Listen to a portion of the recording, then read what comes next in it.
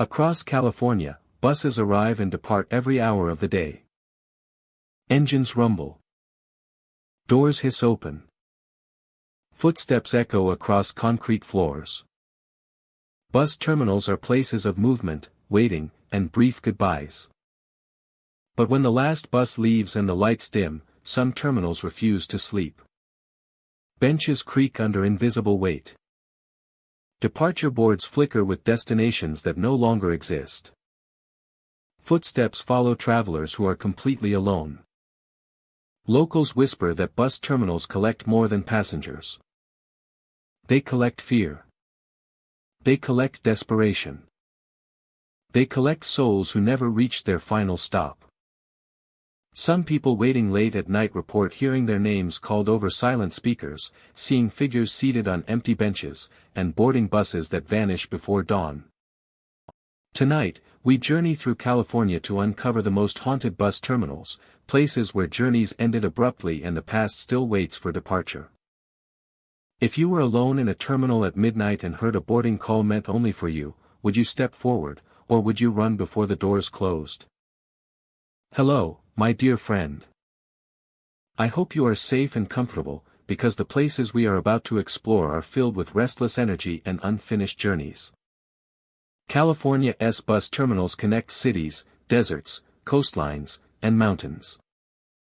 They have seen reunions, escapes, farewells, and moments of deep despair.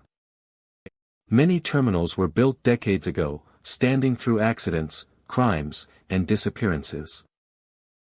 Some were sites of last sightings. Some became shelters in dark times. Some witnessed people who arrived but were never seen again. Visitors speak of cold drafts in warm buildings, voices echoing from empty platforms, and the sense of being watched while waiting alone. These terminals are not just transit hubs. They are thresholds. Before we take our seats, let me ask you something. If you were waiting for a late-night bus and saw someone sitting beside you who vanished when you looked away, would you stay calm, or would you leave before the next arrival? Los Angeles Midnight Terminal is a place defined by motion during the day. Travelers move in steady streams, rolling luggage across polished floors while announcements echo overhead. Screens glow with destinations, times, and gates, updating constantly as departures and arrivals overlap. The building feels alive, fueled by urgency and routine. After midnight, that energy drains away. The crowds thin quickly, leaving behind long corridors and wide waiting areas that feel larger than they should. Lights remain bright, but the air feels hollow, as if sound has nowhere to settle. When they are gone, the terminal grows still again. It is during these quiet hours that visitors begin to notice the change. Footsteps echo behind them, measured and steady. The sound follows at a careful distance, never rushing, never falling completely silent. Those who stop walking often hear 2 or 3 final steps continue before fading. Turning around reveals empty walkways stretching back toward security checkpoints and closed shops. The footsteps return when movement resumes. They mirror pace closely enough to feel intentional.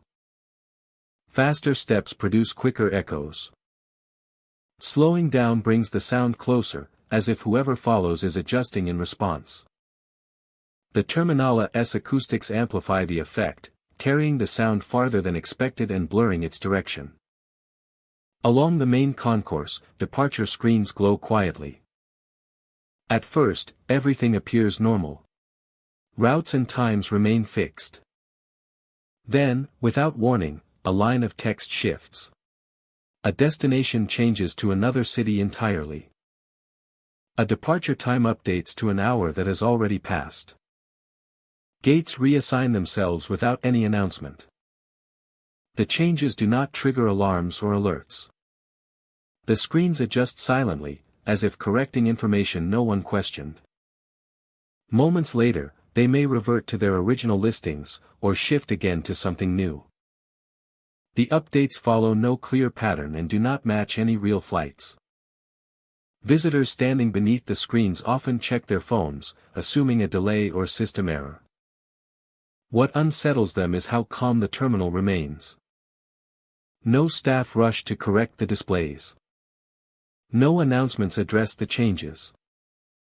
The building continues operating as if nothing unusual is happening.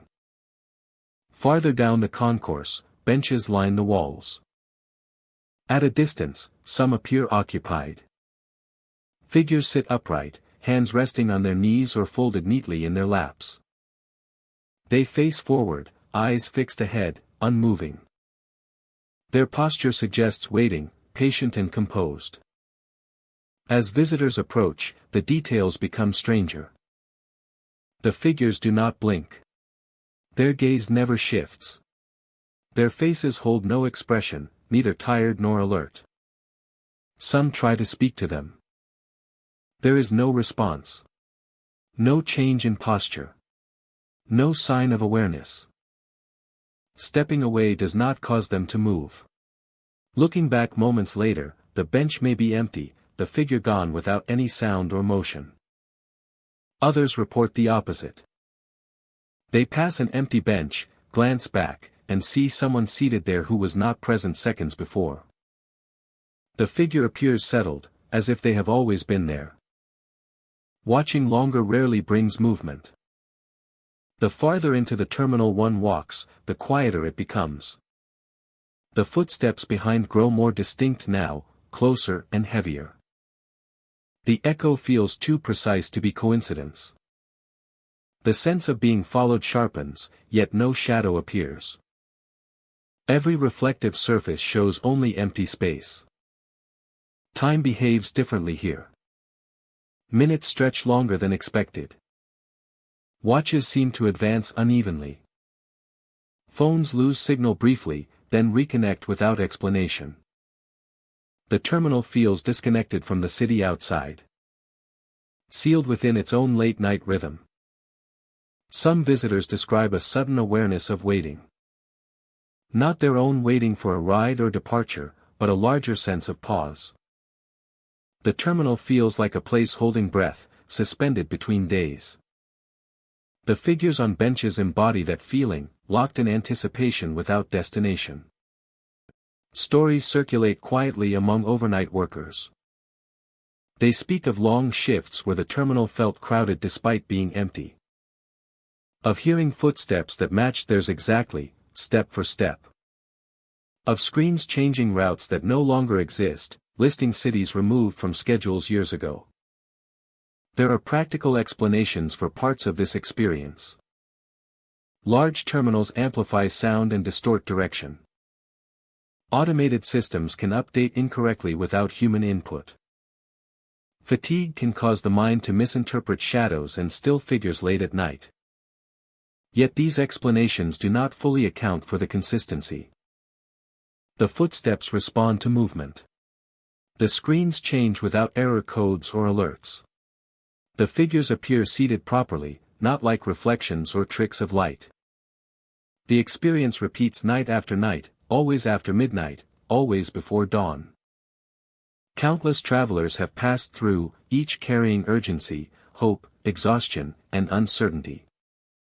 Over time, those emotions may have imprinted themselves on the space. When the crowds leave and the noise fades, what remains surfaces quietly. The figures on the benches may represent waiting itself. People caught between departures, delays, and decisions, frozen in the act of anticipation. The footsteps may echo the constant movement the terminal expects, even when no one is there to provide it. The changing screens may reflect destinations that mattered deeply to someone once, lingering in memory. As dawn approaches, the atmosphere shifts again. Footsteps fade completely. The benches appear empty and ordinary. Screens stabilize, listing current departures accurately. The terminal begins to fill with early travelers, their presence pushing back the hollow quiet. By morning, Los Angeles Midnight Terminal feels fully alive once more. Noise returns. Movement resumes. Any sense of being watched dissolves into routine. Those who experience the late-night hours often question their memory in daylight, unsure whether the terminal truly changed or whether exhaustion filled in the gaps. But for those who have walked its corridors after midnight, the feeling remains. A memory of footsteps that followed without bodies. Of screens that knew routes no one took. Of figures who waited without blinking, locked in stillness while the world moved on. Los Angeles Midnight Terminal does not threaten or chase. It waits. And in the hours when the city sleeps and the crowds disappear, it reveals what remains when movement stops. Not emptiness, but echoes of countless journeys.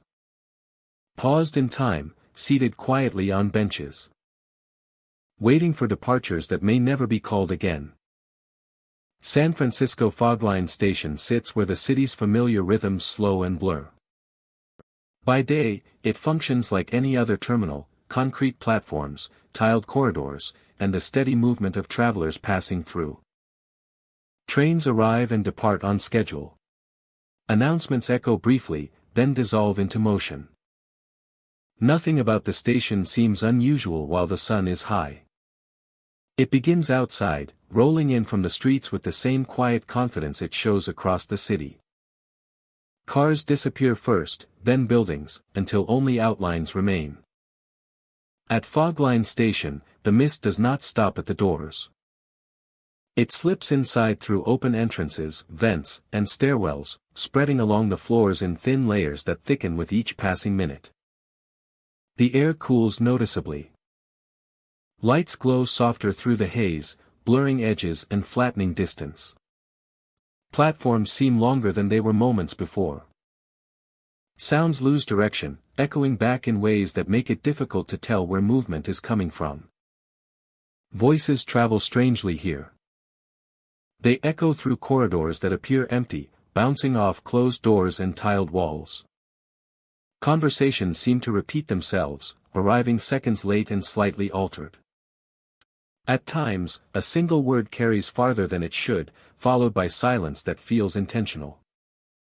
Travelers often stop walking to listen.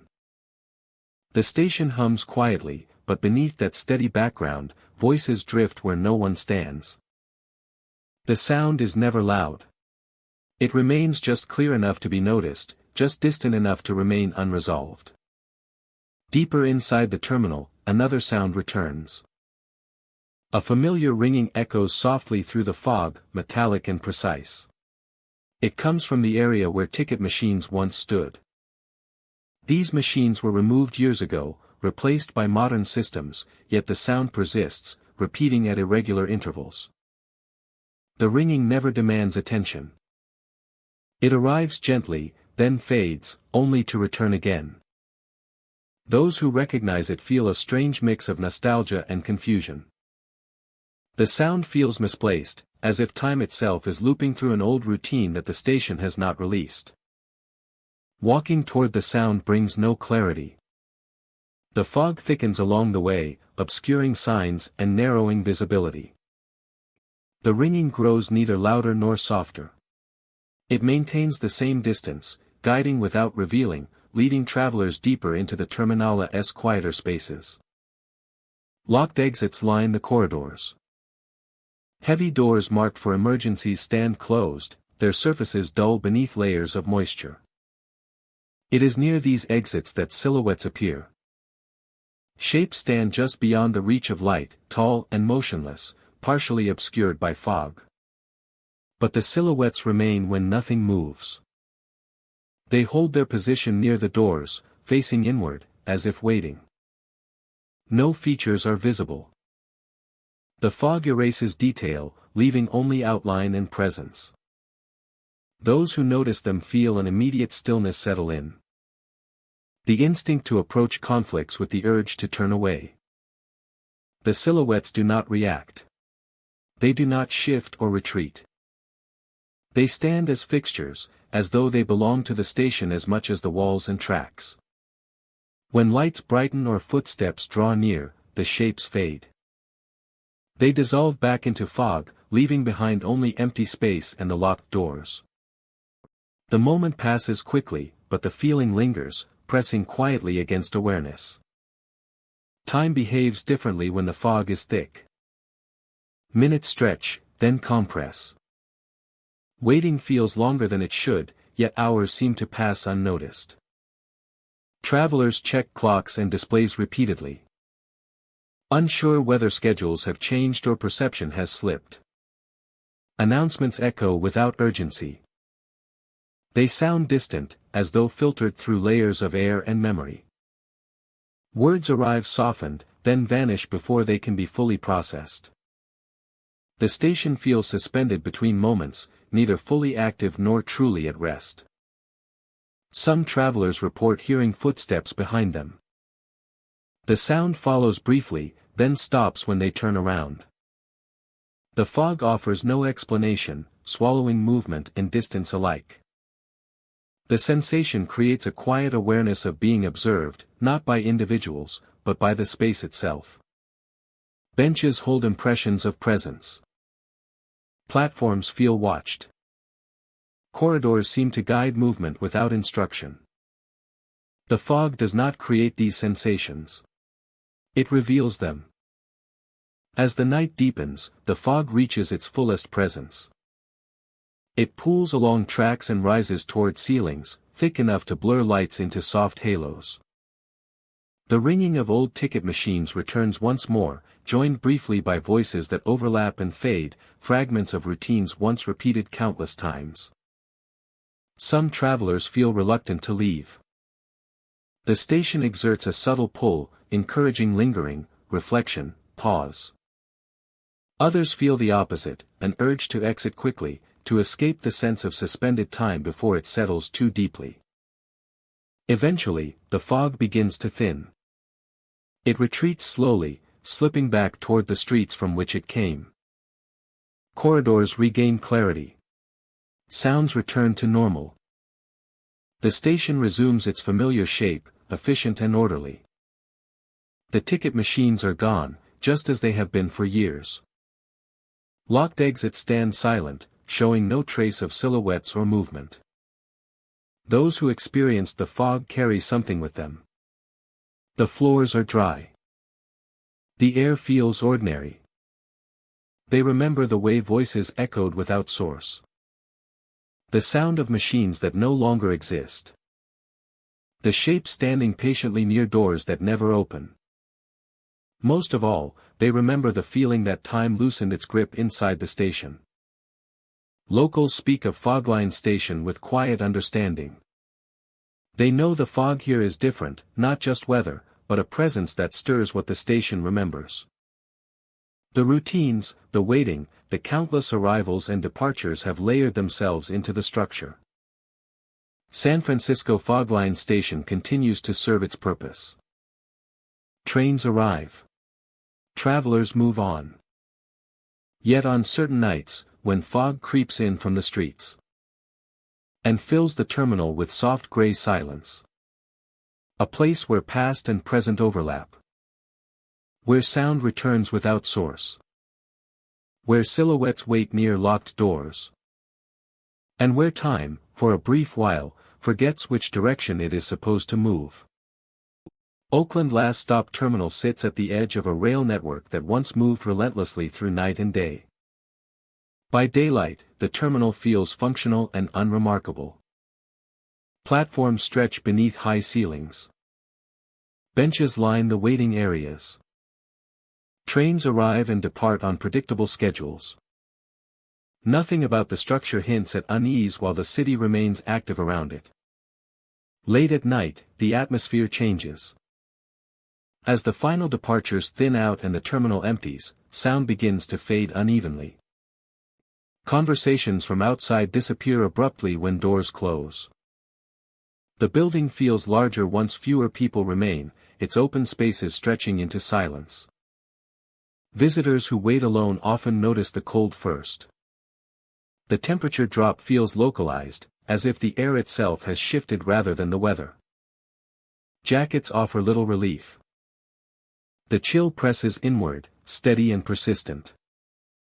Then eases just enough to be questioned. Standing still makes it stronger.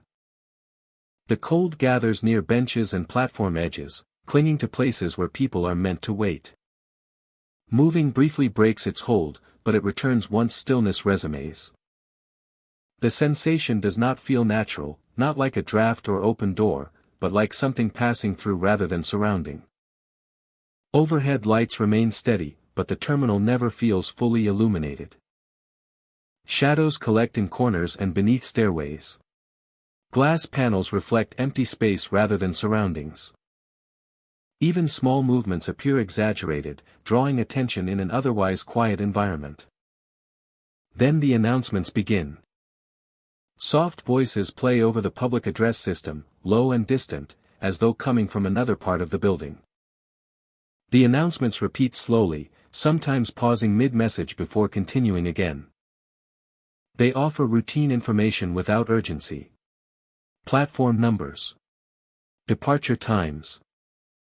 Listening closely reveals something unsettling. The announcements do not always match the terminal's current layout. Directions reference corridors that lead to storage areas or locked doors. Platforms mentioned remain unlit and unused. Following the instructions leads deeper into empty sections of the building, away from exits and populated areas. Others find themselves listening despite themselves, drawn by the familiar rhythm of guidance and order. The voice carries authority, calm and reassuring, even as it directs people toward spaces that offer no resolution. They are quieter, closer, and far more personal. Visitors hear them just behind the ear or slightly to one side, soft enough to be mistaken for thought. Turning around reveals empty space. No footsteps accompany the whispers. No reflection appears in nearby glass. The voice fades as soon as attention shifts, only to return moments later from a different direction. Those who follow the whispered directions report a growing sense of disorientation. Hallways feel longer than they should. Staircases descend to levels that seem unfamiliar despite repeated visits.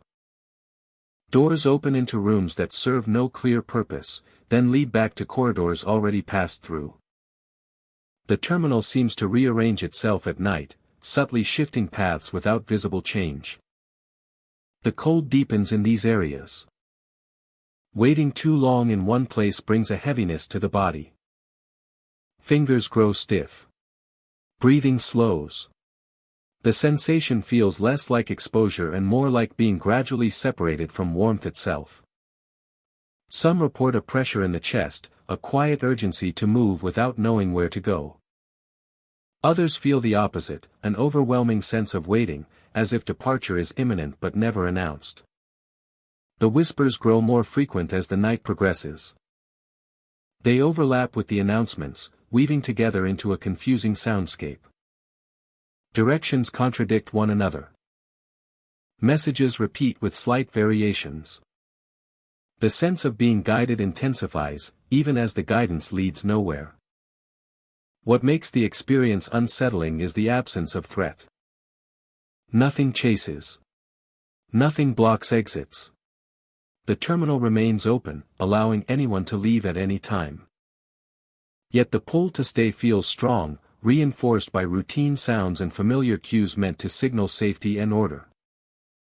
Local accounts speak of late-night incidents that occurred during the terminal's busiest years. Missed connections. Long delays. People waiting alone for trains that never arrived. Announcements played late into the night to calm travelers, repeating information until staff could respond. Over time, the terminal became associated with waiting rather than movement.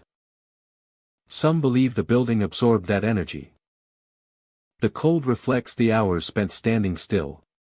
The announcements repeat because they were never meant to stop. The whispers may be nothing more than echoes of direction given too often, lingering without purpose. What remains consistent is the feeling of finality. Oakland Last Stop Terminal feels less like a place of departure at night and more like an ending point. A space where movement slows, attention narrows, and waiting becomes the primary action. Those who leave after experiencing the terminal late at night often do so quickly. Stepping outside brings immediate relief. Sounds return. Streetlights feel warmer and more present than those inside. Looking back through the glass shows a quiet terminal, unchanged and orderly. By morning, the building resumes its normal rhythm. Announcements match schedules. Staff return to counters. Travelers move through without pause. The cold no longer gathers in waiting areas. The whispers vanish entirely. Yet for those who experienced the terminal alone at night, the memory lingers. They remember the sudden chill that arrived without reason. The calm announcements playing to empty platforms. The whispered directions that led them deeper into spaces meant only for waiting. Oakland Last Stop Terminal continues to serve its role within the city, guiding countless travelers safely through each day. But after midnight, when the crowds thin and routine sounds echo through empty halls, the terminal reveals another side of itself. A place where waiting stretches endlessly. Where guidance continues without destination. Where cold settles quietly around those who remain. At Oakland Last Stop Terminal, the last stop is not always a place you arrive. Sometimes, it is simply where you are asked to wait. Sacramento Riverfront Depot sits low against the water, its long platform stretching parallel to the slow current. The building was designed for movement, for arrivals and departures measured by timetables and whistles. Yet even in daylight, the place feels weighed down, as if the river presses upward through the ground and into the walls. The air is cool and damp, carrying a heaviness that lingers in the lungs. By day, the depot appears functional but tired.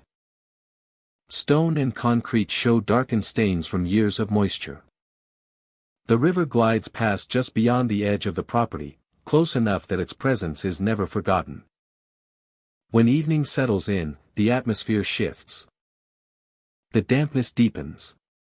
Sound changes. Footsteps echo longer than they should, stretching across the platforms before dissolving into silence. The river seems closer at night, its slow movement pressing against the underside of the building. That is when the splashing begins. It comes from below the floor. At first, it is faint, like water disturbed by something small. A brief splash, then quiet. Many assume it is runoff, pipes, or the river brushing against supports. But the sound returns, more deliberate now, as if something is moving beneath the depot itself. The splashing travels. It moves along the length of the platforms, passing under waiting areas and benches. The sound rises and falls, sometimes directly beneath listeners, sometimes farther away. It never matches the rhythm of the river. It feels contained, purposeful, as though the water below is being disturbed from within. Visitors pause, listening. The floor remains dry. No vibrations shake the structure. Yet the splashing continues, close enough to feel, just out of sight. Some press their feet more firmly against the ground, half expecting to feel movement beneath them. Then the footprints appear. Wet marks form near the edges of platforms, darkening the concrete in clear outlines. Bare impressions, uneven and fresh, as if someone stepped up from the river moments ago. They glisten briefly under station lights, then begin to fade. No water drips from above. No doors open. The footprints appear without sound, leading away from the platform and toward the interior corridors. They are spaced carefully, not rushed, not dragging. Each print is complete, toes and heel clearly defined, as though placed with intention. Staff members notice them as well. They clean the marks quickly, assuming a spill or a prank. Within minutes, the floor is dry again. Yet the footprints return later, sometimes in the same place, sometimes farther down the platform, always leading inward. As night deepens, sightings become more frequent. Figures are seen moving near the edges of vision, their forms dark and indistinct.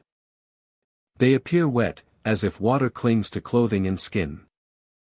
Drops fall from them onto the floor, leaving brief, shining marks that vanish as quickly as they appear. Those who see them often hesitate. The figures move slowly, their posture slightly forward, as if weighed down by water. They watch as a dripping figure reaches the restroom entrance and slips inside. Water trails briefly across the tile, then stops at the doorway. When the observer arrives moments later, the restroom is empty. No puddles remain. The air inside feels colder than before. The faint smell of river water lingers, mixed with something older and harder to place. Pipes are quiet. Stalls are empty. Mirrors reflect only the observer and the harsh overhead lights. Back on the platforms, the splashing resumes. It grows louder for a moment, as if responding to attention, then settles back into a steady, distant sound. The river outside remains calm, its surface unbroken by visible movement. Those who spend time in the depot after dark often report physical sensations. A chill that seeps upward through shoes. A heaviness in the limbs, as if the body is slowly absorbing moisture from the air. Breathing feels slightly labored, not from exertion, but from the thick atmosphere that presses inward. Some feel watched. Not from above or behind, but from below, as if eyes follow movement through the floor. The sensation is subtle but persistent, growing stronger near the platform edges and restrooms. Trains arriving late at night bring temporary relief. Noise fills the space. Engines rumble. Lights brighten.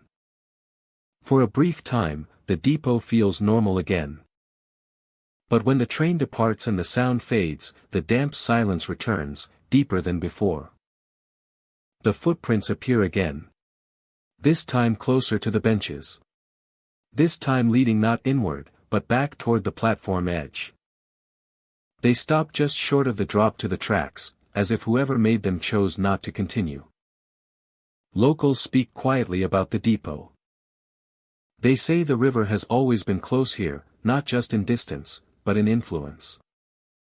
That water has a way of rising where it is remembered.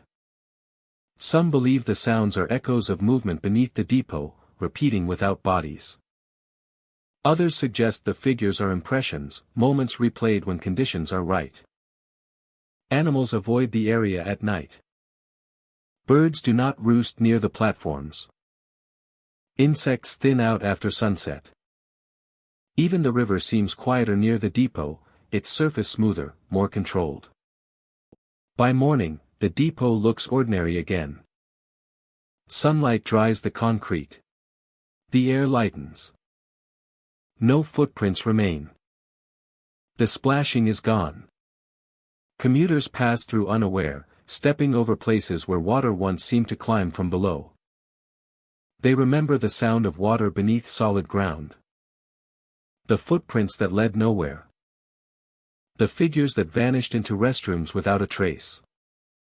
They remember how heavy the air felt, how the river seemed closer than it should be. Sacramento Riverfront Depot continues to serve its purpose. Trains arrive and depart. Voices echo and fade. The river flows on beside it, steady and patient. But after dark, when the platforms empty and the lights dim, the depot listens. It listens to footsteps that are not there. And sometimes, it lets the river leave its mark. If only for a moment, before pulling it back below the floor. Fresno Night Route Terminal sits at the edge of the city, a place designed for movement but known for stillness. By day, buses arrive and depart on schedule, engines humming, doors folding open and shut. People pass through with tickets in hand, glancing at clocks, scanning boards, always aware of time. Voices seem softer here. Footsteps echo longer than expected across the tiled floor. Announcements fade quickly, their words dissolving into the high ceiling before reaching every corner. The building feels oversized for the number of people inside it, creating pockets of quiet that linger even when seats are filled. As evening approaches, the atmosphere shifts. Lights warm from bright white to a muted glow. Shadows stretch beneath benches and along the edges of platforms. Conversations shorten. Movements slow. People wait without fully understanding what they are waiting for. After dark, the terminal changes again. A brief burst of laughter sometimes echoes down a corridor or across the waiting area. It is light and genuine, the sound of someone enjoying a moment. But it never lasts. The laughter cuts off abruptly, leaving silence behind so complete it feels intentional. No one reacts. Those who hear it often look around instinctively. Eyes scan faces, searching for the source, but no one appears amused. The people nearby remain still, absorbed in their own thoughts, unaware that anything unusual has occurred. The terminal settles back into quiet as if the laughter never existed. Bench becomes the next focus. As travelers sit and wait, wooden seats creak softly, reacting to shifts in weight. This is expected, until the sound comes from beside them. A bench dips slightly, the wood groaning in the familiar way it does when someone sits down.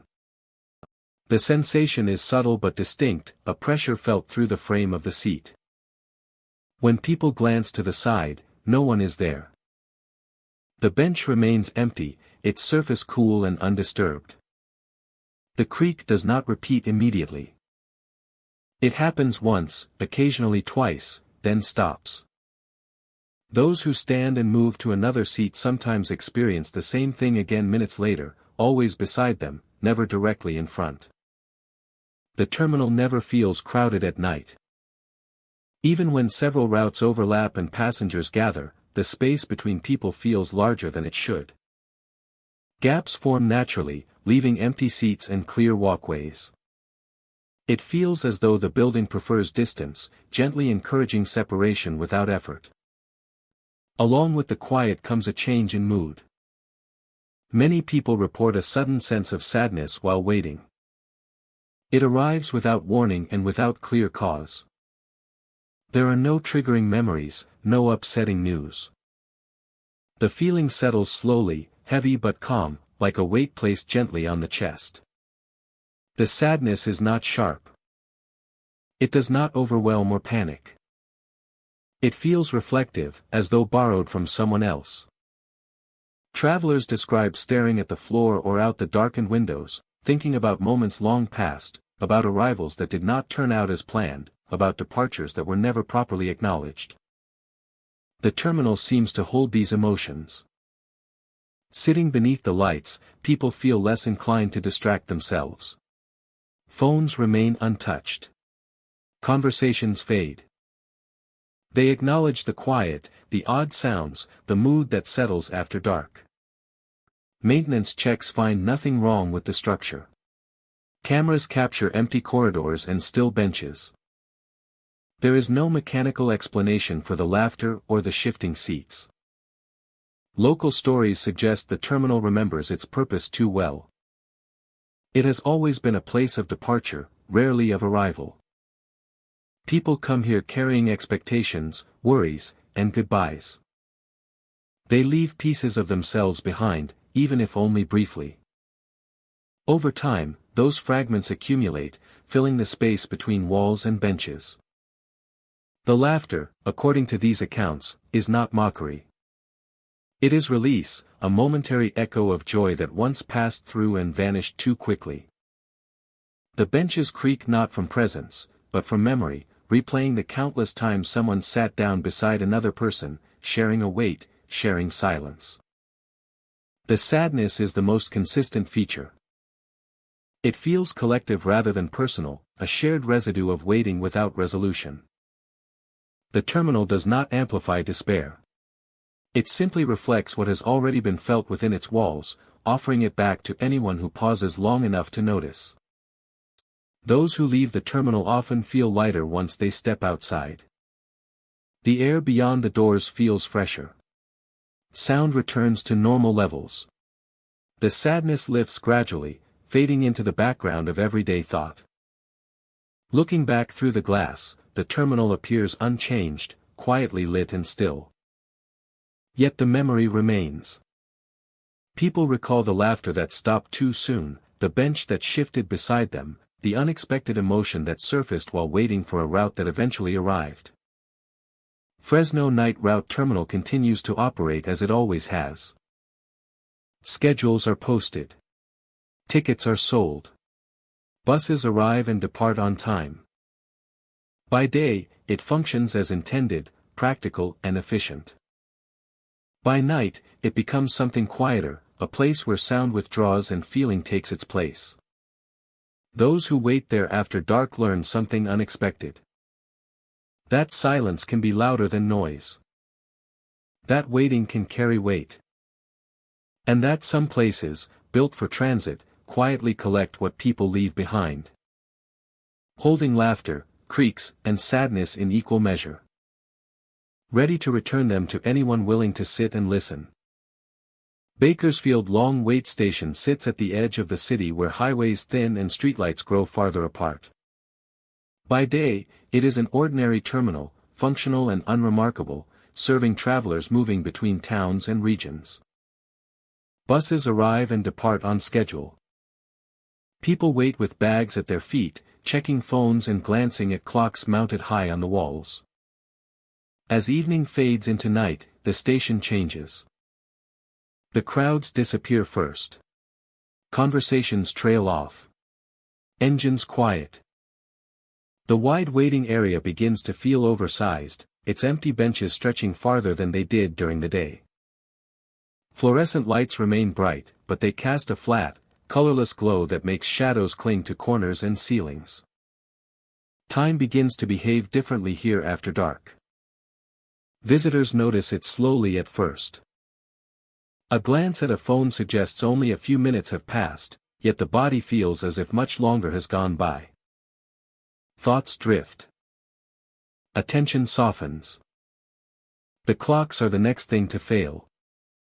Mounted above platforms and doors, they tick steadily during the day. After nightfall, some stop entirely. Others lag behind or jump forward without warning. One clock may show a different time than the next, even though they once matched perfectly. No announcement addresses the issue. Staff pass by without comment. Travelers waiting late into the night often check their watches repeatedly. Minutes feel compressed. An entire hour can seem to vanish in the space of a short conversation or a few moments of thought. Others experience the opposite, sitting still while time stretches painfully, refusing to move forward at all. The station amplifies this confusion. Sounds echo longer than they should, then disappear abruptly. Footsteps feel slower, heavier. The simple act of standing up or crossing the room feels detached from urgency, as if movement itself has lost importance. Some visitors report the strangest moments near the platforms. They see buses arrive quietly, pulling into bays without the usual noise or announcement. Headlights wash over the pavement. Doors open. The interior lights glow warmly, revealing rows of empty seats or shadowed figures sitting motionless inside. These buses look real. Their paint reflects light correctly. Their engines hum softly. Everything about them suggests arrival and departure. Yet no one else reacts. Staff continue their routines. Other travelers do not look up. The station does not update any screens. Those who approach these buses often hesitate. The sense of time distortion intensifies near them. The air feels thicker, heavier, as if walking through a moment stretched too thin. Some step closer, expecting to hear boarding calls or see drivers preparing for departure. Then the bus is gone. There is no sound of an engine leaving. No closing doors. One moment it is there, occupying the bay, and the next it is simply not. The platform stands empty, lights unchanged, as if nothing ever arrived. Visitors who witness this often question their memory. They check the time again, only to find that far more or far less has passed than expected. Phones show conflicting timestamps. Messages sent earlier appear to have been delivered hours ago, though they were typed moments before. Those who stay longer feel increasingly detached. The outside world begins to feel distant, unreal. The station becomes the only place that exists, holding attention firmly within its walls. Hunger and fatigue arrive unpredictably, sometimes all at once, sometimes not at all. Not waiting for a specific bus or destination, but waiting itself becoming the experience. The benches feel designed for this state, supporting bodies that remain still while time slides unpredictably around them. Stories about Bakersfield long wait stations circulate quietly among overnight workers and frequent travelers. They speak of shifts that felt endless but ended too soon. Of clocks that refused to agree. Of buses seen by one person and not another. Of travelers who arrived early and left hours late without understanding how. Practical explanations are often suggested. Automated systems can malfunction at night. Fatigue distorts time perception. Poor lighting and isolation can cause brief visual misinterpretations. Long waits can compress or stretch the sense of time naturally. Yet these explanations do not account for the consistency. The clocks fail only after dark. The buses appear only during the quietest hours. The distortion fades when daylight returns. The station behaves as if it follows a schedule separate from the city around it. Some believe the station exists between moments. A place built for transition rather than arrival. Thousands of people have passed through, carrying anticipation, impatience, hope, and exhaustion. Over time, those emotions may have saturated the space, shaping how time is experienced within it. The buses that appear unnoticed may represent missed departures. Routes that once existed. Opportunities that passed quietly. Journeys that never began. They arrive without announcement and leave without sound, unnoticed by those not meant to see them. As dawn approaches, the station slowly releases its hold. The clocks begin to move again, aligning themselves without explanation. Screens update normally. Early buses arrive on schedule. Travelers reappear, filling the space with movement and noise. Those who remained through the night often feel disoriented in the morning. The memory of hours feels incomplete, like waking from a dream that refused to follow logic. Looking around in daylight, the station appears ordinary again, incapable of bending time or hiding arrivals. But the feeling lingers. A sense that time was not lost, only rearranged. That the station asked something of its visitors during the night, though it is unclear what was given in return. Bakersfield long wait station does not trap people. It delays them gently, quietly, reshaping minutes and hours without force. It offers glimpses of departures no one else sees.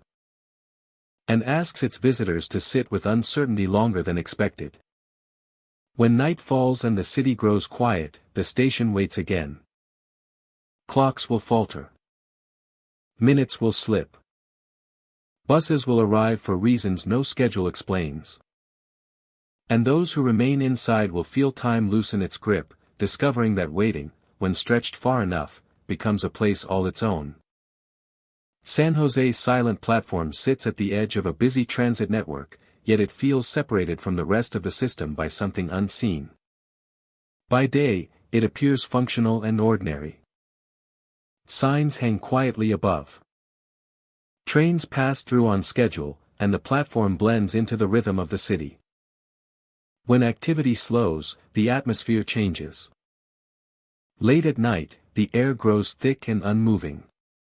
It does not feel heavy with heat or moisture, but with stillness itself. Sounds lose their sharpness. Footsteps seem muted, as if absorbed before they can echo. Even the hum of distant traffic fades, leaving the platform suspended in an unnatural calm. Visitors notice the silence first. It is not the absence of noise, but the absence of movement within sound. The space feels sealed, holding everything in place. Breathing becomes more noticeable. The air feels resistant, pressing lightly against the chest, making each inhale feel deliberate. It is then that people hear it. Breathing comes from behind them. The sound is faint at first, slow and steady, close enough to feel personal. When visitors turn around, the platform behind them remains empty, lit only by overhead lights that cast long, pale reflections across the concrete. The breathing stops the moment attention shifts. Silence returns immediately, complete and unnerving. The air does not move.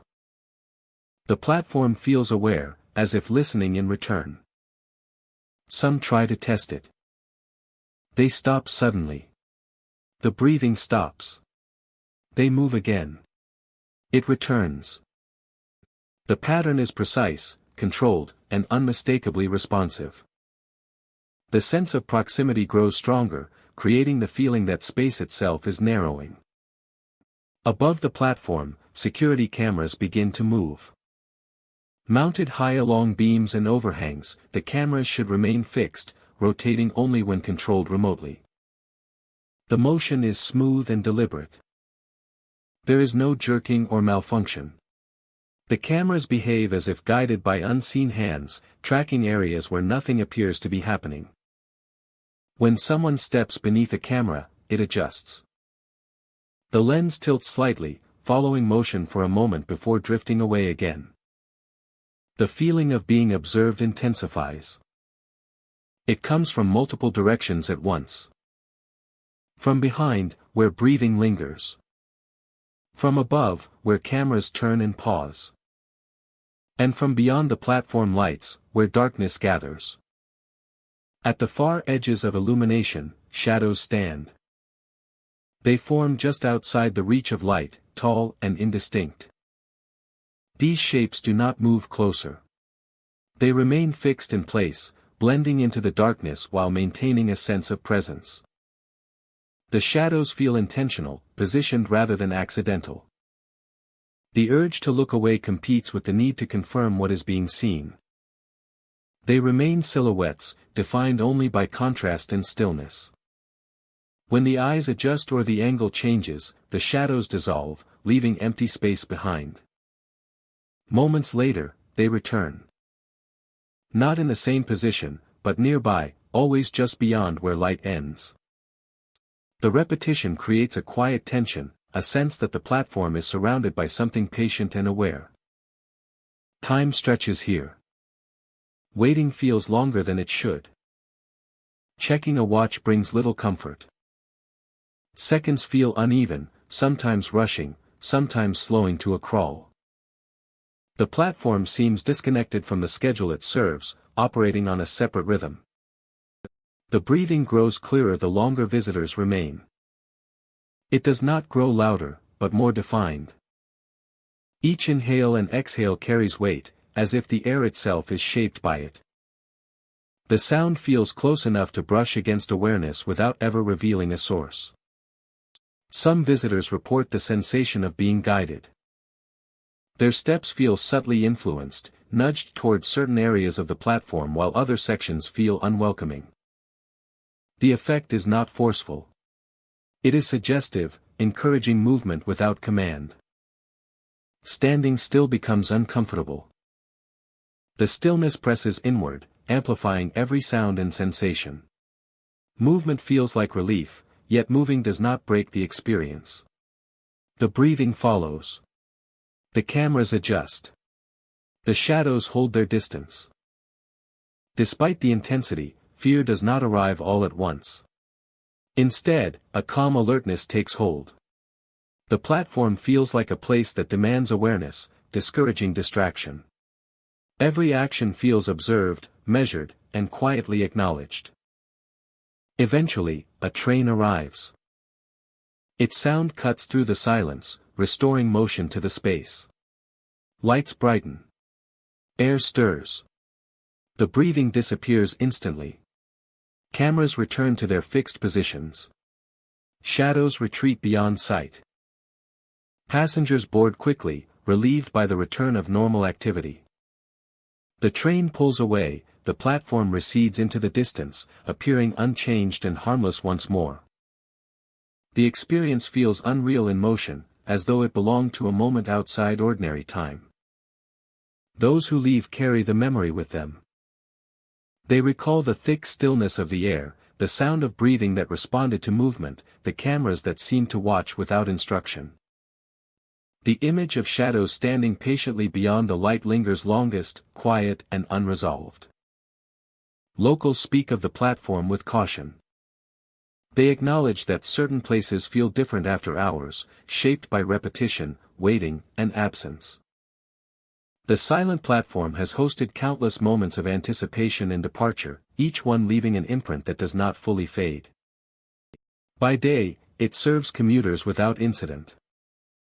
By night, it becomes something else, a space where attention replaces activity, and presence is felt without being seen. San Jose's silent platform does not trap those who visit. It observes them. It listens. And in the hours when the city grows quiet and the trains are few, it reminds those who wait there that silence can be active, awareness can exist without form. And some places continue watching long after everyone believes they are alone. Stockton Transfer Terminal sits between rail lines and city streets, designed as a place of movement rather than rest. By day, it functions as intended. Buses arrive and depart. Doors open and close. Voices overlap and fade into the steady rhythm of travel. The building feels utilitarian, defined by schedules and motion. When night arrives, that purpose begins to blur. As crowds thin and departures slow, a constant low hum becomes noticeable. It is not loud, but it is everywhere, vibrating gently through floors, walls, and benches. The sound does not seem to come from any single machine. It feels embedded in the structure itself, a quiet vibration that never fully stops. Even when all visible systems are idle, the sound remains, steady and unchanged. Empty halls stretch longer at night. Lighting softens, leaving wide sections of the terminal in partial shadow. Reflections in polished floors show movement that does not match reality. The footsteps echo too clearly, then vanish too quickly. The terminal feels larger once fewer people remain, its open spaces carrying sound in unpredictable ways. It is within this quiet that murmuring voices appear. They rise softly from empty corridors and closed waiting areas, layered and indistinct. The sound resembles conversation overheard through walls, just beyond comprehension.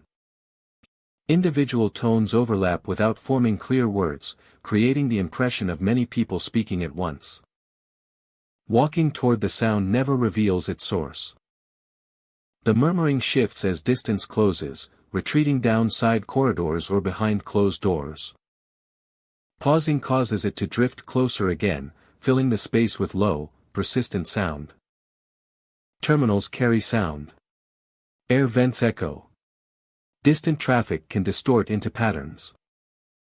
These explanations hold briefly, until the voices seem to respond to movement, growing more noticeable when someone stops, fading when they move again. The hum beneath everything continues.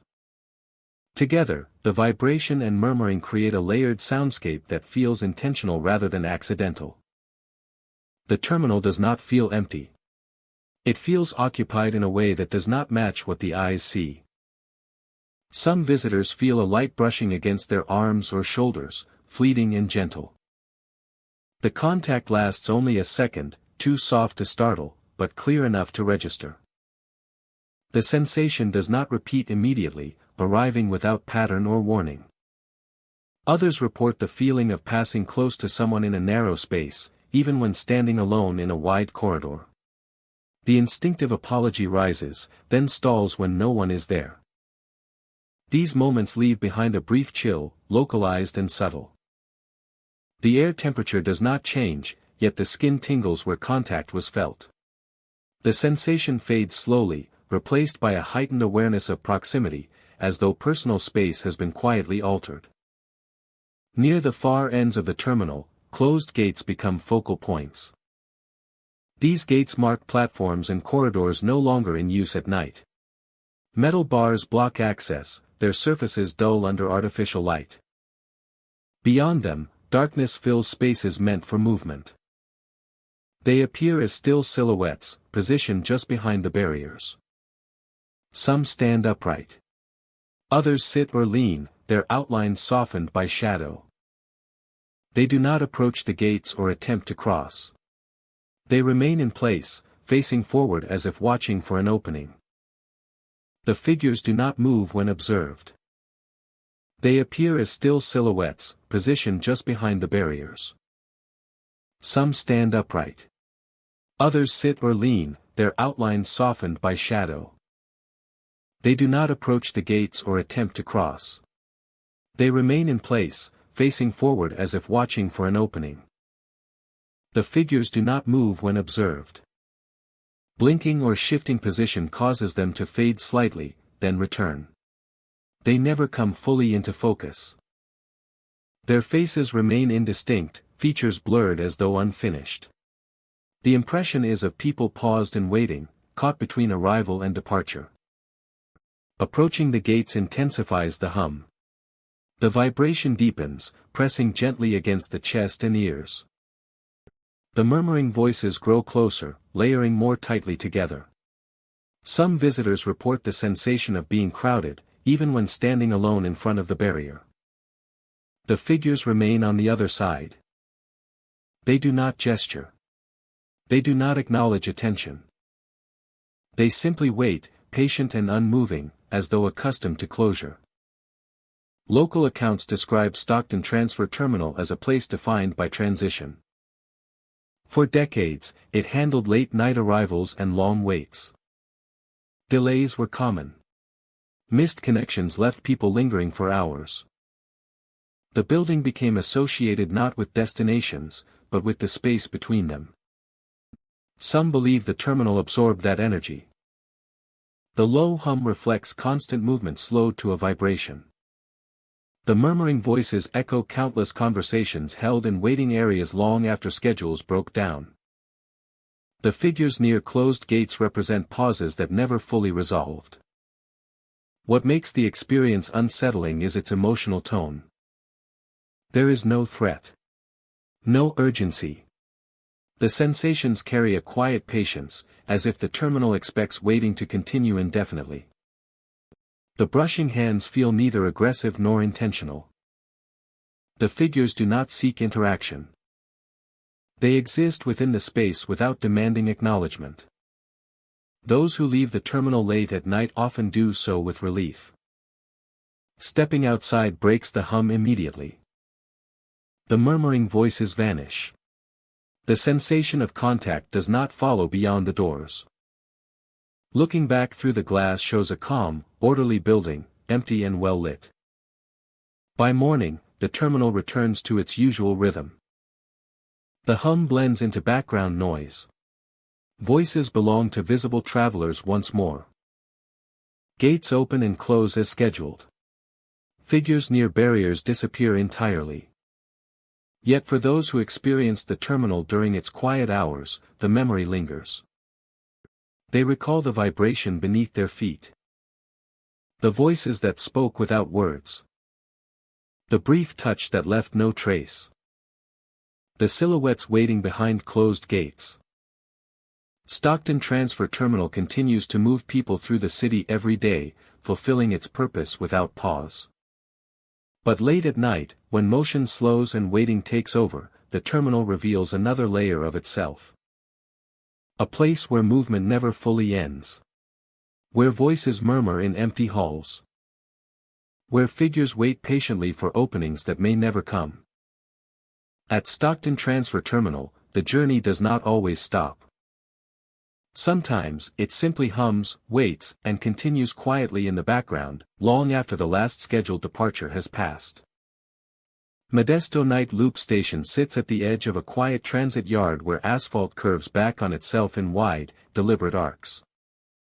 By day, the station functions like any other. Buses arrive, unload, depart. Schedules update. Engines idle and shut down.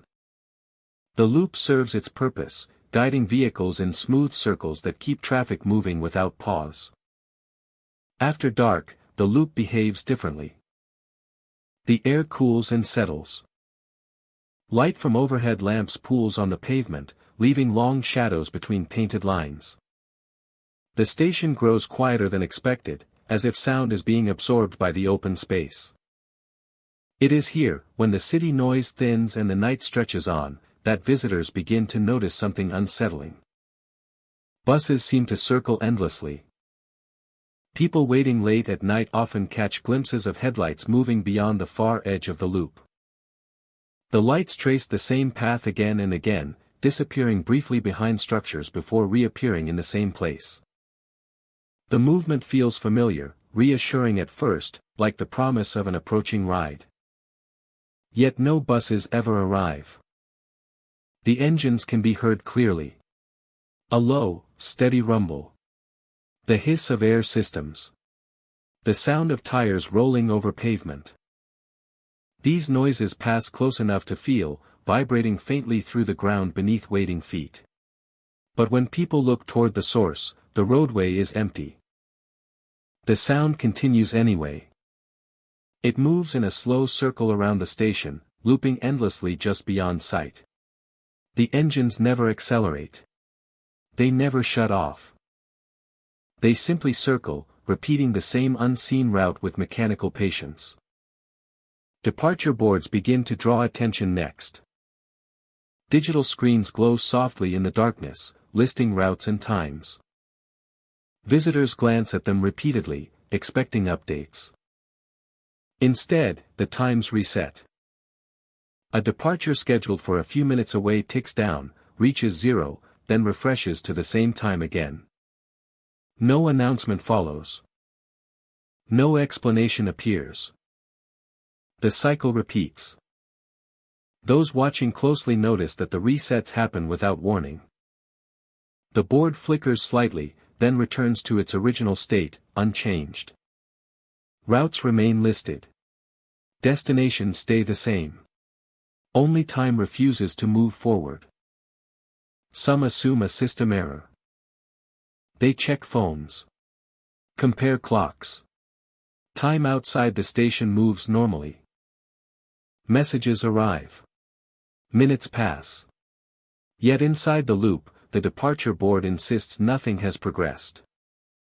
The engines continue to circle. Their sound becomes more noticeable now, syncing with the rhythm of waiting. The rumble passes, fades, returns, always following the same invisible path. The absence of visible vehicles begins to feel intentional rather than accidental. A few visitors report seeing buses at the far edge of the loop. Dark shapes parked just beyond the reach of station lights. Their windows reflect nothing. Headlights are off. Doors remain closed. When people step closer, the buses seem to slide backward into shadow, maintaining distance without moving. It is during these moments that some notice the drivers. Seated behind the wheel. Still. Silent. Their outlines are visible through the windshield, framed by dim interior light. Shoulders face forward. Yet where a face should be, there is only darkness. No features. No movement. Just an empty space shaped like a person. Those who see this often freeze. The sensation is not fear alone, but confusion layered with unease. The body recognizes the posture of a human driver, but the absence of a face disrupts something deeper. It does not turn. It does not acknowledge attention. It remains fixed, waiting. Blinking does not change the image. Looking away and back again does not help. The bus remains where it is, just far enough to avoid clear inspection. When attention drifts, the shape dissolves into shadow once more, leaving the pavement empty. Inside the station, the air feels heavier. Movement slows. Conversations drop to whispers without conscious decision. The engines continue their endless loop, now closer, their sound overlapping as if multiple buses are circling at once. Some visitors try to leave. They walk toward the exit, only to realize the path feels longer than before. The curve of the loop stretches, turning a short walk into something uncertain. Others choose to wait it out. They sit on benches, watching the boards reset again and again. The same departure time repeats, unchanged. A few hear doors open. The familiar sound of bus doors sliding apart echoes briefly from somewhere nearby. It invites movement, the promise of departure at last. Those who follow the sound find only empty pavement and fading echoes. The engines never stop. They speak of the loop as a place that forgets how to end. They say it was built for repetition, for motion without pause. And that sometimes the system continues even when nothing is meant to move. They do not idle down. They do not pull away. They circle with perfect consistency, a motion without destination. The sound becomes part of the environment, as constant as the hum of lights overhead. Stray cats keep their distance. Birds roost elsewhere. The station feels isolated, not by location, but by behavior, as if it has stepped slightly out of alignment with the rest of the city. Eventually, the night breaks. The engines fade without slowing, as if turned off all at once. The departure boards advance normally again. A real bus arrives, doors opening with familiar noise. Faces appear behind the glass. Drivers look up, tired but present. Those who remain board quickly. They rarely speak of what happened while waiting. Some glance back at the loop as the bus pulls away, half expecting to see dark vehicles circling once more. By day, Modesto Night Loop Station looks ordinary. Painted lines guide traffic. Schedules update correctly. Engines come and go as expected. Nothing suggests the endless circling that occurs after dark. Yet those who experienced the night remember the sound. Engines running without vehicles. Time resetting without reason. Drivers seated in darkness, hands on wheels, faces missing. The loop continues to exist, waiting for the next quiet night. When the city grows still and the lights hum softly overhead, buses may circle again, unseen but clearly heard, repeating their route without destination. At Modesto Night Loop Station, movement does not always mean progress. Sometimes, it only means going around. And around. And around. And around. Reading northbound terminal sits beyond the last stretch of city lights, where darkness settles thick and uninterrupted.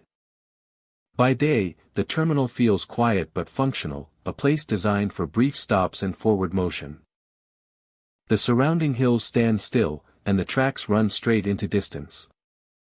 Nothing appears unusual while the sun is up.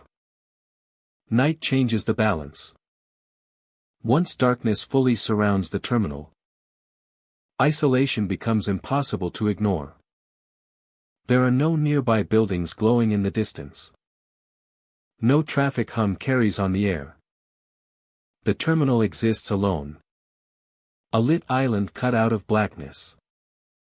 With nothing beyond it but trees, track, and sky. Visitors often feel watched. But by the space itself. Sound travels poorly here. Words seem to fall short of their intended distance. Even small movements echo back oddly. As if the terminal is larger than it appears. The first disturbance is often heard above. Footsteps move across the roof in slow, deliberate patterns. They do not run. They do not hurry. The sound resembles boots crossing metal, each step placed with care. When visitors look up, nothing moves. The roof remains dark and empty, its edges sharp against the night sky. No shadows pass. No figures appear. The footsteps continue for several seconds, then stop without warning, leaving silence behind. Cold wind arrives next. Despite doors being closed and sealed, sudden gusts push through the terminal, brushing past legs and arms with sharp chill. Papers lift slightly. Clothing flutters. The wind feels directional, moving from the platform inward, as though drawn from the darkness beyond the tracks. The doors do not open. No mechanical failure. No visible gap. The cold slips through anyway, carrying the smell of night air and distant earth. The temperature drops briefly, then stabilizes, as if the terminal has inhaled and exhaled something unseen. Waiting becomes uncomfortable. Benches feel colder than expected. The ground beneath feet seems harder, more unyielding. People shift their weight without realizing why, unsettled by the sense that remaining still is not encouraged here. At the far end of the platform, shapes appear. They stand just beyond the reach of the lights, where illumination fades into shadow. The figures are upright and motionless, positioned at intervals along the edge. Their outlines are vague, blending into darkness, but their presence is unmistakable. They do not approach. They simply watch. Visitors report the sensation of being observed closely, even though no facial features can be seen. The figures do not gesture or move. They remain fixed in place, as though waiting for something to arrive rather than something to leave. When people take a step toward them, the figures do not react. When visitors look away, the sensation intensifies. The awareness grows sharper, more focused, as if attention strengthens when direct sight is broken. Turning back often reveals the figures still there, unchanged and silent. Those who stare too long feel a tightening behind the eyes. The darkness at the end of the platform seems deeper than it should be, pulling vision forward. The footsteps on the roof sometimes return during these moments. They resume briefly, matching the pace of thought rather than movement. Each step seems timed to breathing, reinforcing the feeling of being measured, noticed, assessed. Despite the tension, nothing escalates. No figures move closer. No sounds grow louder. The terminal holds its position, presenting these elements without pushing further. The discomfort arises not from threat, but from uncertainty. Local accounts describe the terminal as a place of passage that lost its balance. Northbound routes once carried steady flow, linking distant places through consistent schedules. When routes were reduced and traffic thinned, the terminal was left with more waiting than movement. The darkness beyond the tracks grew longer, the intervals between arrivals stretched wider. According to these stories, the figures at the platform's end are not intruders.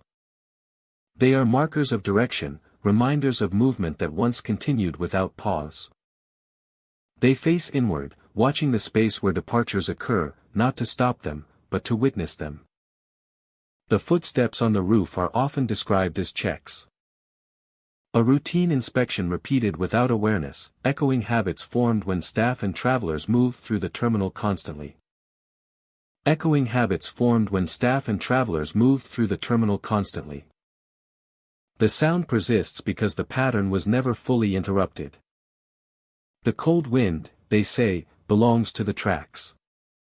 Carries air from places further north, drawn along the rails and funneled into the terminal when night quiets everything else. Closed doors do not stop it because the terminal was never meant to seal itself completely from the direction it serves.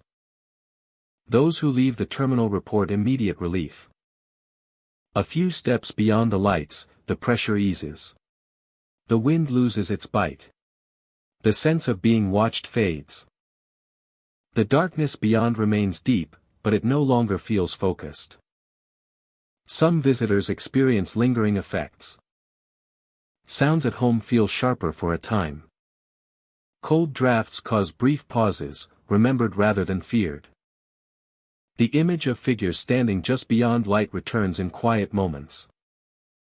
The experience does not happen every night. Some visits pass without incident. the terminal remains silent and empty.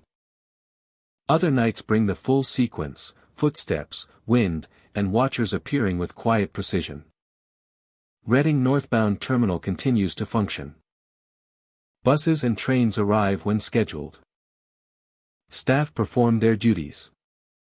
By day, it feels unremarkable, even peaceful. But after dark, the terminal becomes something else. A place where movement has slowed but not stopped. A place where darkness gathers around light rather than retreating from it. And a place where, at the end of the platform, figures may stand and watch patiently, waiting for northbound motion to return, or simply to be acknowledged by those who pause long enough to notice they are not alone. Santa Rosa Shadow Station rests on a quiet edge of town where tracks run straight and purposeful through open ground. The first sign is the lights. Overhead fixtures begin to flicker without pattern or warning. The brightness rises and falls unevenly, casting moving shadows across the waiting area. The flicker never fully darkens the station, but it unsettles the space, making it feel unstable, as if the building is struggling to hold itself together. Visitors arriving in the evening often pause just inside the entrance. The air feels different here at night, heavier and slightly cooler. Sound behaves oddly, footsteps echoing longer than expected before fading away. The station feels larger than it did during the day, its open areas stretching into quiet corners that seem to watch rather than invite. Near the waiting area, a soft sound emerges. At first, it is easy to dismiss. A distant hum, a breeze passing through a doorway. But as the station grows quieter, the sound becomes clearer. The crying has no clear source. It remains soft, steady, and controlled, as if whoever is crying does not want to be heard. The crying has no clear source. It drifts near the benches, then shifts slightly toward the ticket windows. Walking closer does not make it louder. Stepping away does not make it fade. The visitors often glance toward the benches when they hear it. Though the waiting area may appear empty, the benches feel warm to the touch. Sitting down brings an unexpected sensation, as if someone stood up only moments earlier. The warmth is localized, fading slowly rather than immediately. It suggests recent presence where none is visible. Some visitors stand again quickly, unsettled by the feeling. Others remain seated, listening as the crying continues softly nearby. The warmth lingers beneath them, grounding and uncomfortable at the same time. The station seems to hold on to impressions longer than it should, refusing to let moments pass cleanly. The flickering lights intensify the effect. Shadows slide across walls and floors, stretching and shrinking unpredictably. Faces reflected in glass appear briefly altered by the shifting light, then return to normal. It becomes difficult to trust what is seen, even when standing still. The windows are where things become most unsettling. Large panes of glass line the station, reflecting the interior clearly. But as the night deepens, some reflections begin to lag or shift independently. A person may turn their head and see their reflection continue looking forward for a moment before catching up. Others report seeing movement behind them in the glass. Shapes pass through reflections where no one stands. A figure may appear seated in the window reflection while the bench itself remains empty. Turning around reveals nothing. Looking back at the glass shows the reflection gone, as if it never existed. The crying continues throughout these experiences. It never escalates. It never resolves. It remains a constant undercurrent, woven into the hum of lights and distant city noise. Some visitors report the sound fades when they speak aloud, only to return when silence settles again. Those who stay longer often feel watched. Not aggressively, but attentively. The station seems aware of presence, responding subtly to movement and stillness. Sitting still makes the crying feel closer. Not aggressively, but attentively. The station seems aware of presence, responding subtly to movement and stillness. Walking makes the flickering lights more noticeable. Looking into the windows draws attention to reflections that behave incorrectly. Stories about Santa Rosa Shadow Station have circulated quietly among late-shift workers and frequent travelers. They speak of benches that feel occupied after hours. Of lights that flicker only when the station empties. Of reflections that do not match reality. Of nights when the station feels crowded despite being visibly empty. Practical explanations are often offered. Yet these explanations fail to explain the consistency. The crying follows the same soft pattern. The warmth appears only on certain benches. The reflections move independently but never randomly.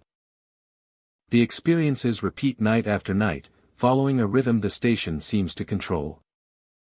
Some believe the station holds emotional residue. Thousands have waited here, carrying stress, loss, anticipation, and disappointment.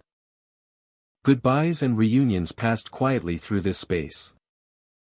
Over time, those moments may have settled into the structure, replaying softly when the noise of daytime fades. The crying may belong to waiting itself. The warmth of benches suggests bodies that lingered too long. The reflections may represent moments left behind, memories that never fully moved on. The flickering lights echo uncertainty, the fragile state of people caught between arrivals and departures. As midnight approaches, the station often feels most intense. The crying feels closest then. The lights flicker more frequently.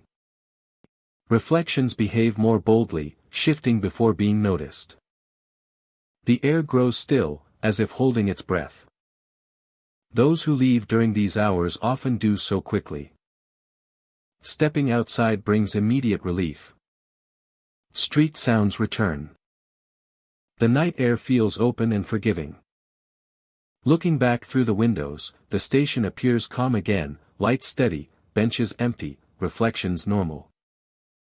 By morning, Santa Rosa Shadow Station feels ordinary once more. Sunlight erases shadows. Benches feel cold. Windows reflect accurately. Any hint of crying or flickering disappears beneath routine movement and noise. Travelers pass through unaware of the station's other rhythm. But after sunset, when the crowds thin and silence settles, the station reveals itself again. Lights flicker softly. Bench holds warmth without bodies. Reflections move without permission. And somewhere near the waiting area, a quiet crying continues, patient and unresolved. Reminding those who linger that some places remember every emotion left behind. And replay them gently, night after night. Long Beach Harbor Terminal sits at the edge of the Pacific where industry and ocean meet, a wide concrete space shaped for arrivals and departures. By day, it feels efficient and open. Cranes stand still between shifts. Ferries and vessels slide in and out with practiced ease. The air carries a clean mix of salt and fuel that feels expected near the water. At night, the balance changes. The smell of saltwater deepens, growing heavier and more persistent. Visitors notice the sound next. Waves crash beneath the floor. The terminal is elevated, its foundations hidden below concrete and steel, yet the ocean announces itself clearly. Water strikes something solid underfoot, sending a hollow boom upward through the structure. The sound repeats in uneven rhythms, louder than the shoreline should allow, close enough to feel through shoes and bones. Standing still makes the sound clearer. The terminal seems to amplify the waves, guiding them through beams and supports. Each crash echoes briefly, then returns again, as if the water is circling beneath the floor, testing boundaries that separate sea from land. The air inside grows cooler.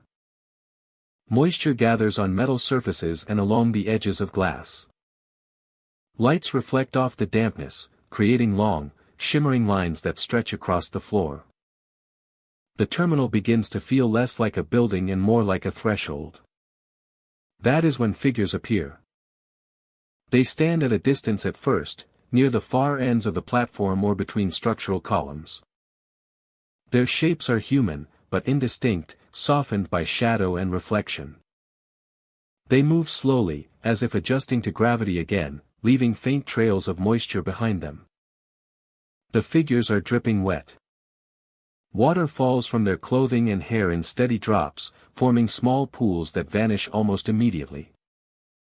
The sound of dripping blends with the rhythm of the waves below, creating a layered presence that is impossible to ignore. Those who notice the figures feel a quiet stillness settle in. The figures do not approach or call out. They stand patiently, facing the open water or the terminal doors, as if waiting for something to happen. Their posture carries no urgency, only expectation. Some visitors report seeing faces. The expressions are neutral and calm, eyes lowered or fixed on distant points. Others describe groups gathered near benches and railings. They sit close together without touching, aligned neatly as though following an invisible order. Water continues to drip, yet their clothing never appears soaked through in any ordinary way. The terminal lights reflect off them faintly, then slide away, refusing to linger. The waves beneath the floor grow louder during these moments. The crashes arrive closer together, echoing upward in quick succession. The sound fills the terminal, vibrating through the structure and blurring the boundary between above and below. Some visitors hear footsteps that do not belong to anyone nearby. They sound heavy and damp, moving slowly across concrete. The rhythm never rushes. It maintains a steady pace, passing behind columns and disappearing into shadow. Turning reveals empty space, yet the sound continues elsewhere, as if the terminal itself is carrying it forward. The feeling of being watched settles gradually. It does not arrive with fear, but with awareness. The space feels occupied in a way that goes beyond numbers.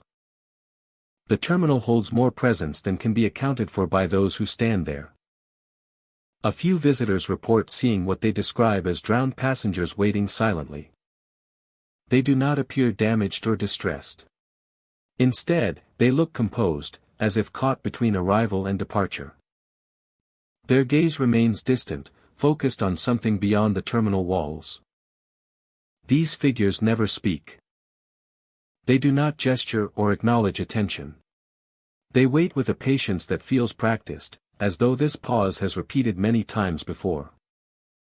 The stillness around them deepens the sense that the terminal is replaying something rather than creating it anew. Time stretches subtly here. Minutes feel longer, yet clocks do not reflect the change. Waiting becomes heavier, filled with expectation without clear reason. The idea of movement feels important, as if remaining still might cause something to linger too long. Eventually, the figures fade. They thin into shadow and reflection, dissolving into the damp air without sound or sudden movement. The dripping stops. The terminal lights regain their normal sharpness. The waves beneath the floor settle into a slower rhythm. Relief arrives quietly. The smell of salt water remains, but it no longer feels invasive. The terminal returns to its familiar shape, functional and empty, as if nothing unusual occurred. Those who leave carry the experience with them. Locals speak of the terminal with careful respect. They acknowledge the long history of travel, storms, and crossings that shaped the harbor. The ocean does not forget easily. It presses against structures built to contain it, reminding them of what lies below. Most nights pass without incident. Ferries come and go. The waves remain background noise. The terminal rests quietly at the edge of the city. But on certain nights, when the air is still and the tide is right, the sea moves closer. Its sound rises beneath the floor. Its presence takes shape in patient figures. And the terminal becomes a place of waiting once more, holding space for those who have not quite finished crossing, standing calmly between water and land, until the moment passes and the night releases them back into silence. Palm Springs Desert Terminal stands surrounded by open land and distant mountains, built to endure heat, light, and constant sun. By day, the terminal feels exposed and bright. Glass walls reflect the desert sky. Warm air presses against concrete and steel. Travelers move through quickly, eager to reach shade or air-conditioned vehicles. When night arrives, the desert releases its heat. The temperature drops fast, as it always does in this landscape, but inside the terminal something deeper changes. The air grows unexpectedly cold, sharper than the outdoor chill. The shift is immediate and uneven, settling in pockets rather than spreading naturally. Standing still allows the cold to gather around legs and shoulders, lingering far longer than expected. Visitors often notice the silence next. The desert outside quiets after sunset, but inside the terminal the absence of sound feels amplified. Conversations fade. Mechanical noise softens. Distant traffic seems to disappear. The building feels hollow, as though emptied of more than people. Then the wind is heard. The wind howls through interior corridors where no windows are open and no doors lead outside. The sound carries along ceilings and vents, bending and echoing as if traveling through long tunnels that should not exist. The wind does not rush in bursts. It moves steadily, rising and falling like breath drawn slowly through the structure. Walking through the terminal reveals no source. Air remains still against the skin even as the sound continues. Paper signs do not flutter. Loose objects do not move. The wind exists only as sound, filling the space without leaving physical trace. Footsteps soon follow. They echo clearly across polished floors, spaced evenly, measured and deliberate. The sound travels behind visitors, then to one side, then ahead, as if someone is moving just out of view. Turning does not stop the sound. The footsteps pause briefly, then resume elsewhere, echoing from different angles. The footsteps resume elsewhere, echoing from different angles. They linger too long, repeating softly after each step, stretching across the terminal as if the building itself is responding. The sound feels less like someone walking and more like the memory of walking replayed again and again. The cold deepens as the night advances. It settles into corners and behind counters, pressing outward from darkened spaces. Visitors describe the sensation of stepping into colder air pockets without crossing thresholds. The temperature seems to follow attention rather than location. Shadows gather where light fails to reach, beneath staircases, behind closed kiosks, and at the ends of unused hallways. These shadows feel thicker than normal darkness, absorbing light instead of reflecting it. Standing near them produces an immediate sense of unease. Some visitors report the sensation of being watched. The feeling arrives without sound or movement, sudden and focused. It centers on the back of the neck or between the shoulders, drawing attention toward specific dark spaces. Looking directly into these areas reveals nothing unusual. Yet the awareness does not fade immediately. Moving away brings partial relief. The sensation loosens but does not disappear entirely. It shifts instead, returning from a different direction. As if observation has changed position rather than ended. The wind inside the terminal grows louder during these moments. Its howling carries through empty halls, bending around corners and passing overhead. The sound feels intentional, filling silence rather than responding to weather. It never escapes through open doors. It remains contained, circulating within the building. Visitors who remain late into the night describe a growing sense of exposure. Despite being indoors, the terminal feels open, unprotected. The vastness of the desert outside seems to press inward through walls and glass. The cold feels less like temperature and more like absence, as if warmth itself has been withdrawn. Local accounts describe the terminal as a place shaped by extremes. Desert heat dominates the day. Cold defines the night. The structure stands between these forces, absorbing the rapid shifts without pause. Over time, the building seems to mirror the environment rather than resist it. Some believe the terminal holds onto the desert's silence. At night, when activity slows, the building becomes a vessel for emptiness. Sound stretch. Cold settles unnaturally. Movement echoes without source. The sense of being watched reflects the openness of the surrounding land, where visibility stretches far and shelter is scarce. Others suggest the experiences are shaped by isolation. Large spaces amplify perception when few people remain. Sound behaves differently. Shadows appear heavier. The mind fills gaps left by silence. Yet this explanation does not account for the consistency of reports or the physical sensations shared by visitors who arrive separately. What makes Palm Springs Desert Terminal unsettling is restraint. Nothing ever fully reveals itself.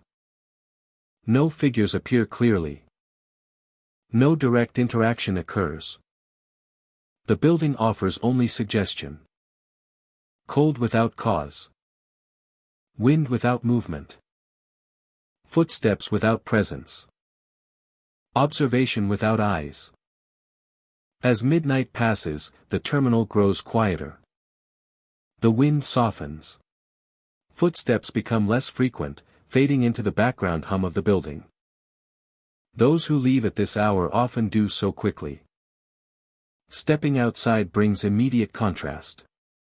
The desert air feels clearer and more honest, even when cold. Sounds return. The sky opens wide above, stars sharp and bright. Looking back through the glass shows a calm terminal, light steady, no sign of disturbance. By morning, the terminal returns to normal. Heat builds again. Cold pockets vanish. Wind exists only outside. The building resumes its role as a point of transit rather than presence. Yet for those who experienced the terminal after dark, the memory lingers. They remember the unnatural cold inside a desert building. The wind that howled without air. The footsteps that echoed alone. The feeling of being watched from spaces that refused to reveal themselves. Palm Springs Desert Terminal continues to serve travelers every day, standing firm against heat and sun. But when night falls and the desert releases its grip, the terminal reveals another side. A place where emptiness gathers. Where silence gains weight. Where the desert seems to step inside, bringing with it cold, wind, and the unsettling sense that even in shelter, one is never truly alone. Riverside Last Call Depot sits beside a slow bend in the river, its platforms running parallel to dark water that reflects the station lights in long, broken lines. By day, the depot is unremarkable. Concrete walls hold echoes of routine. Benches face departure boards. Doors open and close on schedule. It is a place defined by endings that arrive on time and then move on. The air grows thick and cool, carrying the faint smell of damp concrete and river water. Sound lingers longer than it should, stretching across the open space before settling back into silence. Even when only a few people wait, the depot feels crowded, as if something unseen occupies the gaps between footsteps. Late-night travelers often hear the announcements first. A calm voice echoes through the station, clear and practiced, delivering final calls for departures that should already be gone. The message ends. A pause follows. Then the same announcement begins again, word for word, tone unchanged. At first, no one reacts. Delays happen. Systems repeat messages. The announcement feels routine enough to ignore. But when it repeats a third time, and then a fourth, unease settles in. Departure boards show no updates. Times do not advance. The announcement continues, looping endlessly without variation. The repetition becomes difficult to tune out. The voice never rushes. Never falters. It fills the depot evenly, reaching every corner with the same volume. The pauses between repetitions remain identical, precise enough to feel deliberate. Then the voice changes. Between announcements, a name is spoken. Clear. Distinct. Personal. Visitors recognize it immediately as their own. The announcements resume. Then another name is spoken. And another. Each delivered separately, never overlapping, each sounding perfectly clear. No one hears a name that is not their own. The realization spreads slowly, quietly, through the waiting area. Anxiety builds. Breathing becomes shallow. Movement slow. Some try to laugh it off, offering explanations that do not quite convince even themselves. Others move toward the exits, eager to leave the station behind. That is when the doors lock.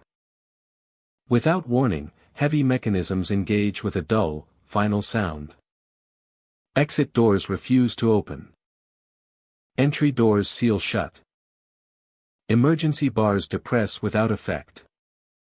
The glass shows the outside clearly, the quiet river, the empty street. But there is no way through. The announcements continue. Final calls repeat endlessly, unchanged, as if time itself has stalled. The voice never acknowledges the locked doors.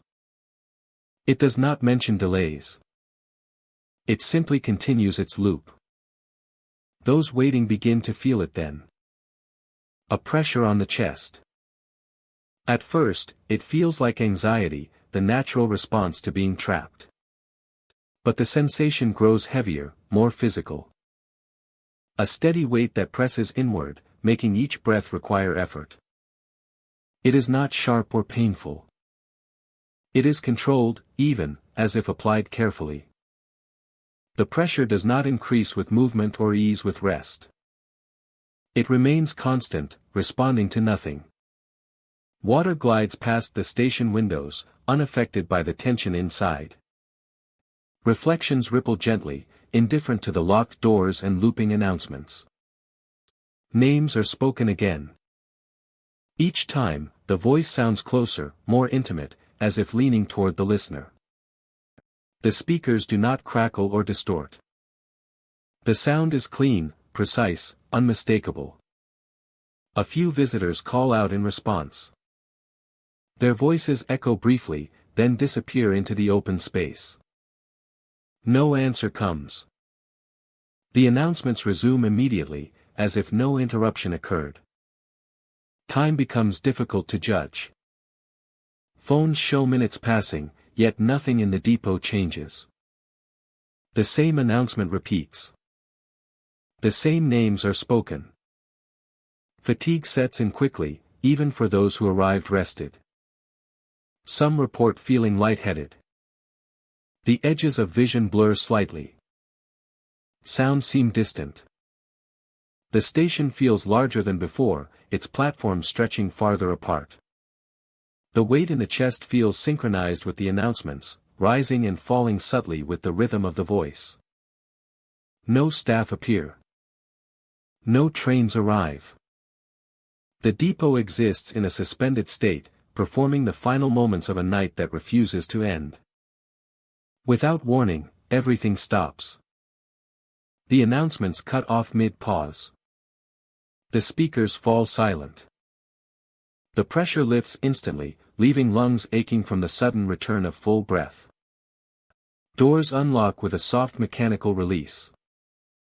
Outside, the night looks unchanged. Streetlights glow steadily. The river continues its slow movement. No sign suggests anything unusual occurred inside the depot. Those who leave do so quickly. They step out into open air, breathing deeply, unwilling to linger. Few speak about what happened. When they do, their descriptions are careful, restrained, as if naming details too clearly might invite them back. By morning, Riverside Last Call Depot feels ordinary again. Announcements play correctly. Doors open and close on schedule. Staff move through the space, unaware of the night before. Commuters pass through without pause. Yet some who experienced the night carry its effects with them. They hear their names spoken clearly in quiet rooms, fading when they turn. They feel brief pressure on their chest while waiting in ordinary places. They wake with the sense of having missed a departure they never boarded. Locals speak of the depot as a place that holds on to endings. They say it was built to mark the last moment of movement, the final call before departure. And sometimes, when the night grows long and the river is still, the depot forgets how to let go. Riverside Last Call Depot continues to serve travelers by day. But after midnight, when announcements repeat and names are spoken into empty air, it becomes something else. A place where waiting does not lead forward. Where doors close without warning. Where the final call is never followed by departure. Only by the quiet realization that some stations are not meant to be passed through. They are meant to be endured. Until the night finally releases them. Santa Ana Night Transfer sits between routes, a place meant for brief pauses and quiet transitions. By day, the terminal works as intended. Even when the terminal is nearly empty, it feels crowded. The air presses inward, shrinking the space between walls and walkways. Visitors step inside and immediately sense presence, as if they have arrived late to a gathering already in progress. Sound comes first. Low conversations ripple through the terminal, overlapping and indistinct. Voices murmur from every direction, too close to ignore yet too scattered to understand. The tone suggests casual exchange rather than urgency. Laughter never fully forms. Words blur together, rising and falling without meaning. Looking around reveals empty platforms. No groups stand nearby. No clusters of travelers gather beneath the lights. The conversations continue anyway, circling the listener rather than occupying a single location. Turning toward one voice causes another to rise behind, creating the impression of movement where none exists. The sound does not grow louder. It stays just beneath clarity, forcing attention without providing context. Visitors often stop walking, instinctively trying to locate the source, only to feel the terminal close in around them. Seating areas add to the unease. Rows of benches sit under steady lights, their metal frames cool and smooth. When someone takes a seat, the bench may shift slightly, sliding a fraction of an inch across the floor. The movement is subtle but unmistakable, the kind caused by another person sitting down at the same time. No one is there. The bench settles back into place, still and quiet. Moments later, it may shift again, responding to weight that does not exist. Some visitors feel the pressure beside them, a dip in the seat that suggests proximity rather than intrusion. Standing does not always help. Those who move away from the benches report similar sensations near walls or railings. The space feels occupied, filled with bodies just out of view. Passing too close to certain areas triggers the instinct to apologize or step aside, as if brushing past someone unseen. Visual disturbances follow. At the edge of vision, shapes appear briefly. A shoulder just behind. A silhouette too close for comfort. Turning reveals empty air. But the sense of closeness remains, lingering against the back and neck. Some visitors feel breath against their ear. Not warmth, not moisture, but pressure. As though someone stands inches away. The sensation disappears the moment attention is drawn to it, leaving behind a rush of awareness and an elevated heartbeat. The terminal does not react to fear. Lights remain steady. Announcements continue on schedule. Staff move through without comment, focused on tasks that appear routine. The experience feels personal, selective, as though the space chooses who notices and who does not. Time behaves strangely here. Minutes stretch longer than expected. Waiting feels heavier, more demanding. Checking a phone provides little relief. Conversations continue to swirl regardless of distraction, filling the silence with imagined density. Local accounts describe Santa Ana night transfer as a convergence point. Not a destination, but a pause where many paths briefly overlap. Travelers arrive carrying anticipation, fatigue, relief, and hesitation. The crowded feeling, according to these stories, is not illusion. It is accumulation. Each night, fragments of conversation, posture, and presence linger longer than they should. The terminal does not empty completely. It retains the outline of those who passed through, compressing space until absence feels like fullness. The shifting seats are explained as habit. Benches remember weight. The metal flexed under countless arrivals and departures. When the terminal grows quiet enough, those movements replay, responding to expectation rather than touch. The figures seen too close behind are not said to follow. They do not pursue. They simply stand where someone once stood, occupying the same space for a moment longer than reality allows. When noticed directly, they dissolve, leaving the observer alone again. Despite the intensity of the experience, no one reports harm. There is no grabbing. No chasing. No escalation beyond discomfort and unease. The terminal does not trap visitors. Exits remain clear. Leaving requires only the decision to do so. Stepping outside brings immediate contrast. The night air feels open and breathable. Sound regains direction. The sense of crowding falls away. The sense of crowding falls away. The sense of crowding falls away. The terminal appears empty and calm, its lights reflecting off polished floors without distortion. Those who leave often pause, unsettled by how normal everything looks. The memory of closeness fades slowly, replaced by doubt. Did they really hear voices? Did the seat truly move? The rational mind searches for explanations, but the body remembers the sensation clearly. Some return deliberately, curious to test the experience. Results vary. Some nights pass quietly, the terminal behaving as expected. Other nights bring the same density, the same murmurs, the same sense of being surrounded without company. Santa Ana night transfer continues to operate, carrying travelers onward without interruption. Schedules hold. Routes connect. By daylight, it serves its purpose efficiently. After dark, it becomes something else. A place where absence feels crowded. A place where conversations linger without speakers. A place where seats remember weight and space forgets how to be empty. For those who wait there at night, the experience leaves a lasting impression. Not fear, but awareness. The understanding that movement leaves traces, and that some places collect them quietly, filling the air with the shape of people who have already moved on, standing just close enough to be felt, but never clearly seen.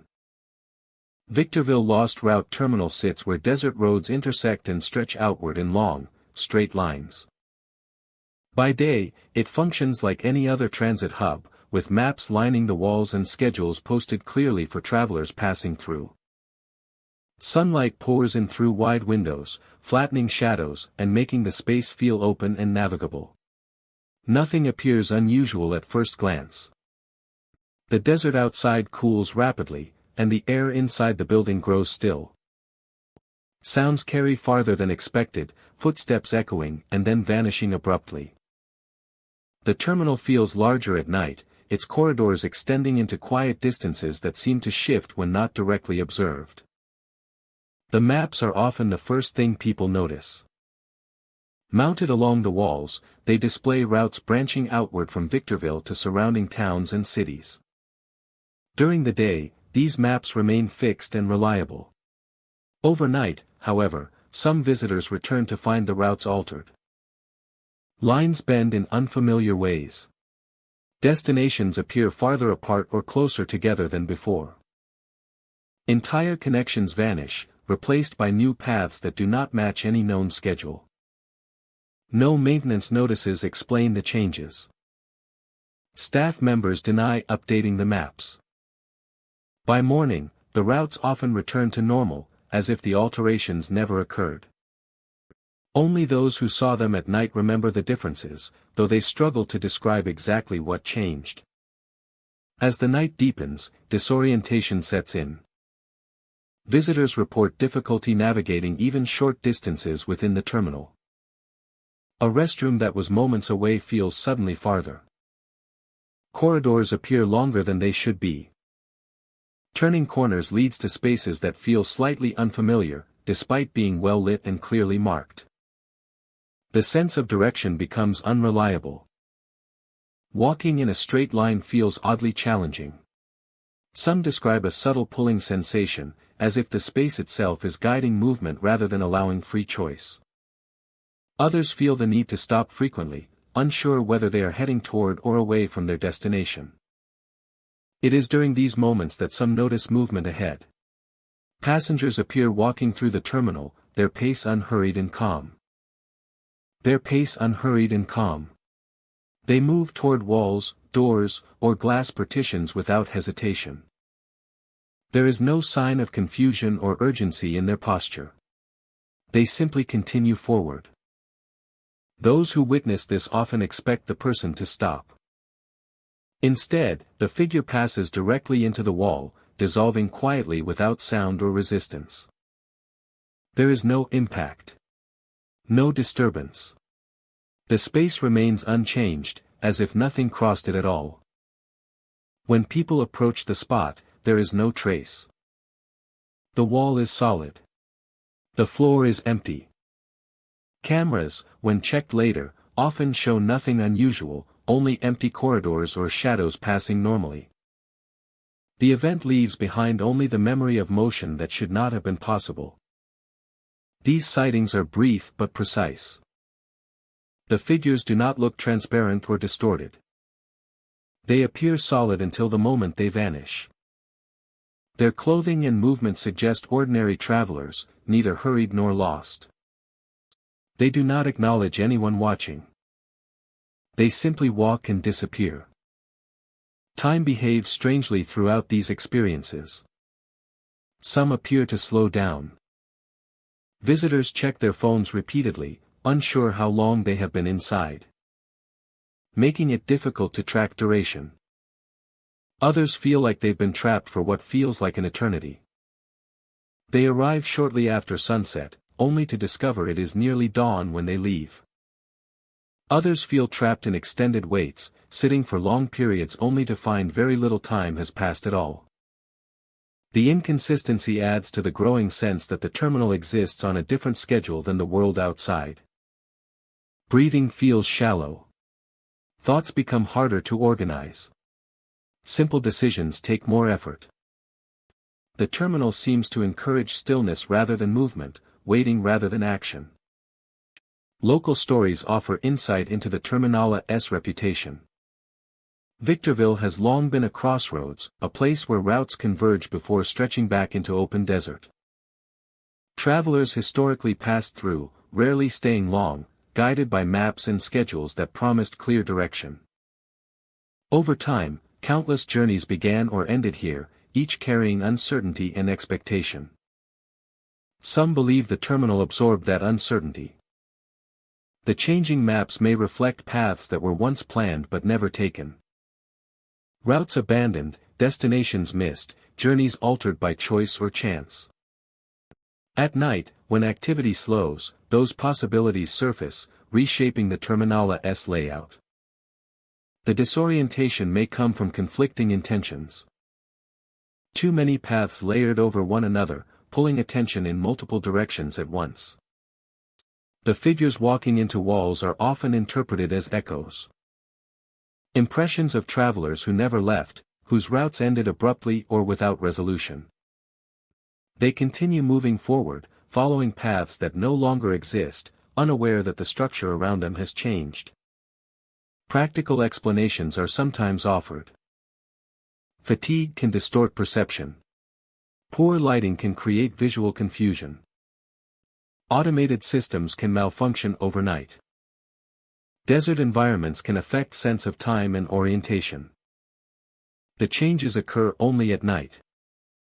The maps alter in meaningful ways rather than randomly. The figures appear only in transitional spaces. The sense of unreliable time fades almost immediately upon leaving the terminal. By morning, Victorville Lost Route Terminal feels normal again. Maps display correct routes. Corridors feel familiar. Clocks align properly. Staff and travelers move through the space without hesitation. But those who experienced it remember clearly. They recall the sense of being gently guided and quietly misled. Of standing in a place where direction itself felt unstable. Of watching someone walk calmly into a solid wall and vanish without sound. The terminal does not feel dangerous. It does not trap or threaten. It simply loosens the rules that govern movement and time, reminding visitors how fragile those systems can be. Victorville Lost Route Terminal waits each night for the desert to cool and the crowds to thin. When silence settles, maps shift, paths blur, and travelers may glimpse routes that exist only in memory. Those who pass through quickly may never notice. Those who linger may leave with the uneasy feeling that they almost went somewhere else entirely, along a path that vanished before morning arrived. Chico North Gate Station sits at the edge of town where paved roads give way to dense trees and open darkness. By day, it feels calm and practical, a modest terminal surrounded by green canopies and filtered sunlight. Buses arrive, passengers wait, and the forest seems like a quiet backdrop rather than a presence. Night reshapes that balance. As daylight fades, the trees close in visually, their outlines thickening until the terminal feels enclosed. The parking lot lights cast pale circles on the pavement, but beyond those edges the forest remains untouched, absorbing sound and movement. The air cools quickly here, carrying the scent of leaves and soil. The station grows unusually quiet. Not silent, but muted, as if the surrounding woods are listening. The hum of distant traffic fades, replaced by a stillness that feels deliberate rather than empty. It is after full darkness settles that the knocking begins. The sound comes from outside the terminal walls, firm and measured. It strikes glass and metal in slow intervals, never frantic, never random. Looking through the glass reveals only reflections and darkness. The parking lot appears empty. No movement explains the sound. Yet the knocking continues, shifting location subtly, moving along the exterior as if testing boundaries. When someone approaches the door, the knocking stops. Silence follows immediately, thick and expectant. The glass shows nothing beyond the glow of lights and the edge of trees. Stepping back brings the sound again, sometimes from a different section of the building, as though whatever is outside is aware of attention. Shadows move across the glass soon after. They pass slowly at first, stretched and uneven, shaped by branches and distant motion. But their timing feels wrong. The shadows move where no wind stirs the trees, sliding across windows with deliberate pace. Some linger longer than they should. A shadow pauses, holding its shape for a moment, tall and narrow, before thinning and slipping away. Those who watch closely notice patterns. The shadows never cross fully into light. They remain just beyond the brightest areas, using the glass as a boundary rather than an entry. The movement feels observant, as if the terminal itself is being studied from the outside. Voices arrive last. They drift in from the dark parking lot, faint and distant, carried on still air. The calls sound human, shaped like names or familiar phrases, but never clear enough to understand fully. The tone feels inviting rather than threatening, calm and persistent. The voices never raise their volume. They remain steady, calling from beyond the reach of lights. Turning toward the sound offers no clarity. The darkness absorbs direction, making it impossible to judge distance. The voices feel close one moment, far the next. Some visitors feel the urge to step outside. The call carries a pull, subtle and emotional rather than physical. The idea of responding feels natural, even necessary, as though someone known is waiting just beyond sight. Resisting the urge requires effort, grounding attention back inside the terminal. The air near the entrance feels cooler. The knocking resumes at a slower pace, reinforcing the boundary without force. The voices grow quieter, less distinct, as if retreating slightly. No animals move visibly. No rustling accompanies the sounds. The trees stand like silent witnesses, their presence amplifying the sense that the terminal is a small island of light surrounded by attention. Time stretches during these moments. Waiting feels longer than expected. Glances at clocks offer little reassurance. The sequence of sounds, knocking, shadows, voices, repeats without clear beginning or end, creating a loop that feels detached from ordinary time. Despite the tension, panic rarely sets in. Instead, a focused alertness takes hold. Visitors become aware of every sound and movement, listening carefully, watching reflections in the glass. The sounds fade. The knocking slows, then stops. Shadows dissolve into the reflections of lights and interior movement. The voices trail off into silence, leaving the parking lot dark and empty once more.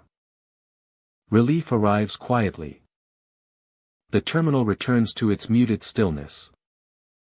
The forest resumes its role as background rather than presence. Those inside feel the shift immediately, muscles relaxing without conscious effort. Stepping outside afterward feels different. The parking lot appears ordinary again. The trees remain dense but passive. No sign remains of knocking or voices. The glass reflects only what stands before it. Those who experience the night carry the memory with them. They recall the measured knocks that seemed to test the walls. The shadows that moved without cause. And the voices that called from beyond the light. The experience feels less like a threat and more like an encounter with attention itself. Locals speak of Chico North Gate Station with quiet understanding. They say the forest has always been close here, and at night it feels closer still. The station sits at a threshold between movement and waiting, light and darkness, town and trees. The sounds, they suggest, are not meant to draw people out. They are reminders of where the station stands. Chico North Gate Station continues its role as a place of passage. By day, it serves travelers without incident. By night, it becomes something more reflective, a space where boundaries are tested through sound and shadow rather than force. Most nights pass without anything unusual. But on certain evenings, when the trees stand perfectly still and the air grows heavy with quiet, the station listens back. Knocks arrive from the outside. Shadows slide across the glass. Voices call softly from the dark. And those inside understand, without being told, that some places do not sleep when the lights go out. They watch. They wait. And they remind those who pass through that the darkness beyond the glass is not always empty, even when it chooses to remain unseen. Salinas Waiting Room sits at the quiet end of a transit complex that once handled far more movement than it does now. By day, it appears functional but subdued. Rows of seats line the walls. The space feels designed for pause rather than passage, a place meant to hold people between departures. Even then, the silence stands out. It is deeper than expected, settling quickly once footsteps stop. Sound does not travel far here. Voices drop instinctively. Small movements feel amplified against the stillness, as though the room absorbs noise rather than reflecting it. When evening arrives, the silence changes character.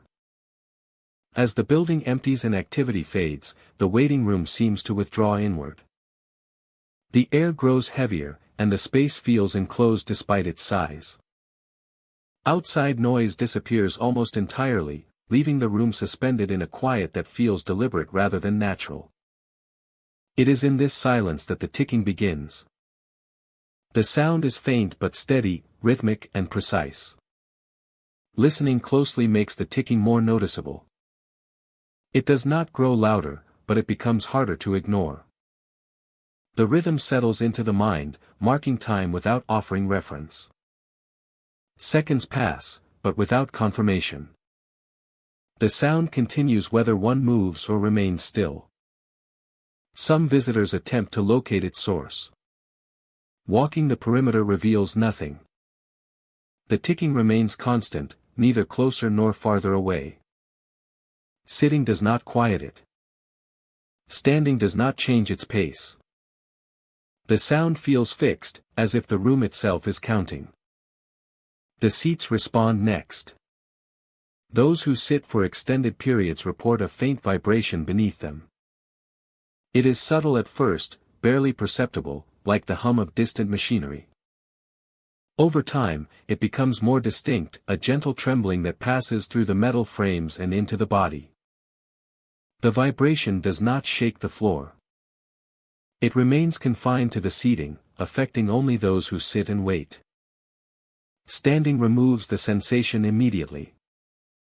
Sitting again brings it back, unchanged in strength or rhythm. The combination of ticking and vibration creates a strange effect. Time feels stretched, moments blending together without clear separation. Waiting becomes the only noticeable action. The body relaxes even as the mind grows alert, caught between stillness and expectation. It is during these moments that movement appears. Figures are seen pacing along the far edges of the room, their forms dim and indistinct. They walk the same paths repeatedly, turning at the same points, retracing identical routes without variation. Their pace is steady, unhurried, and consistent. The figures do not look up or alter their path when noticed. Their features are difficult to see, softened by distance and low light.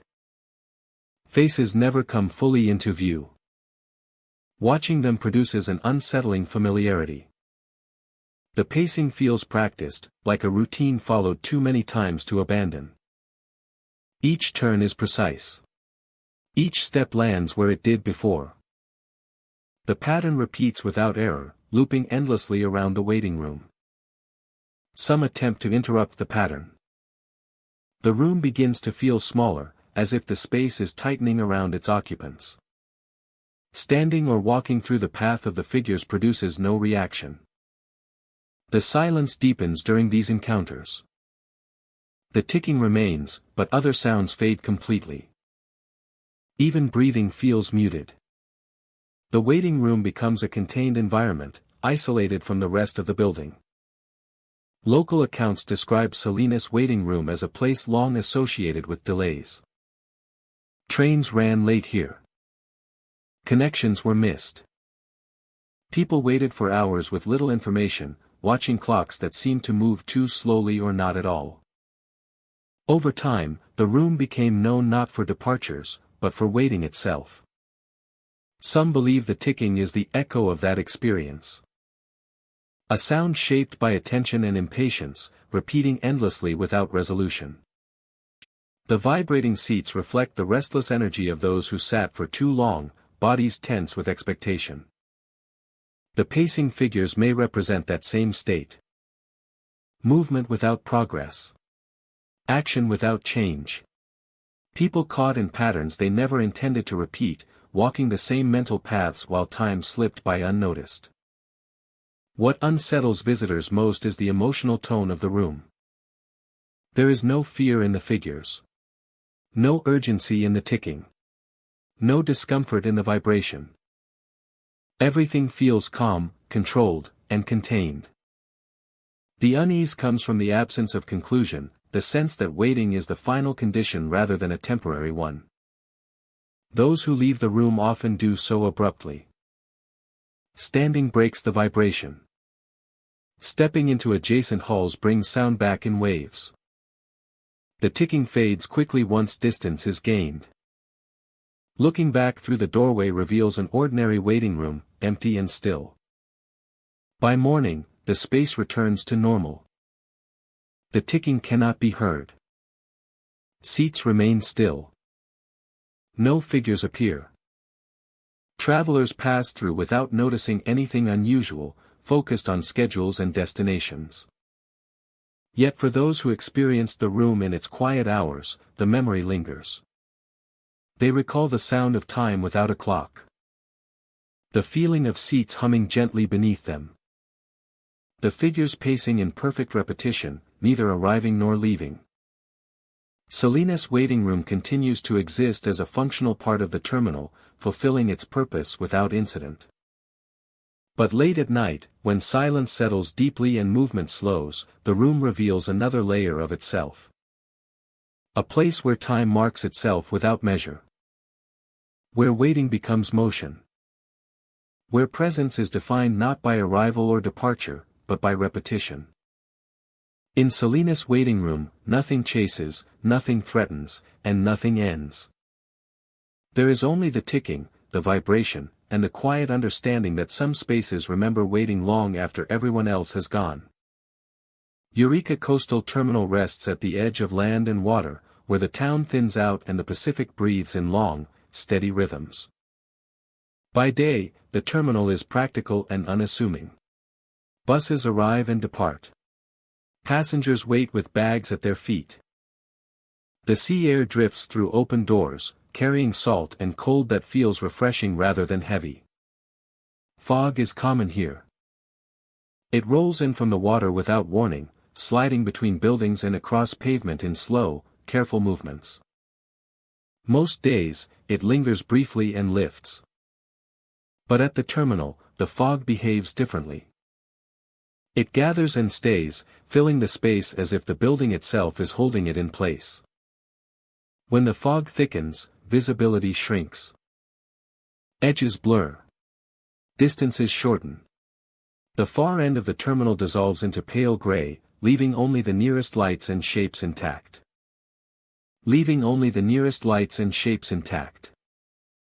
Sound changes first.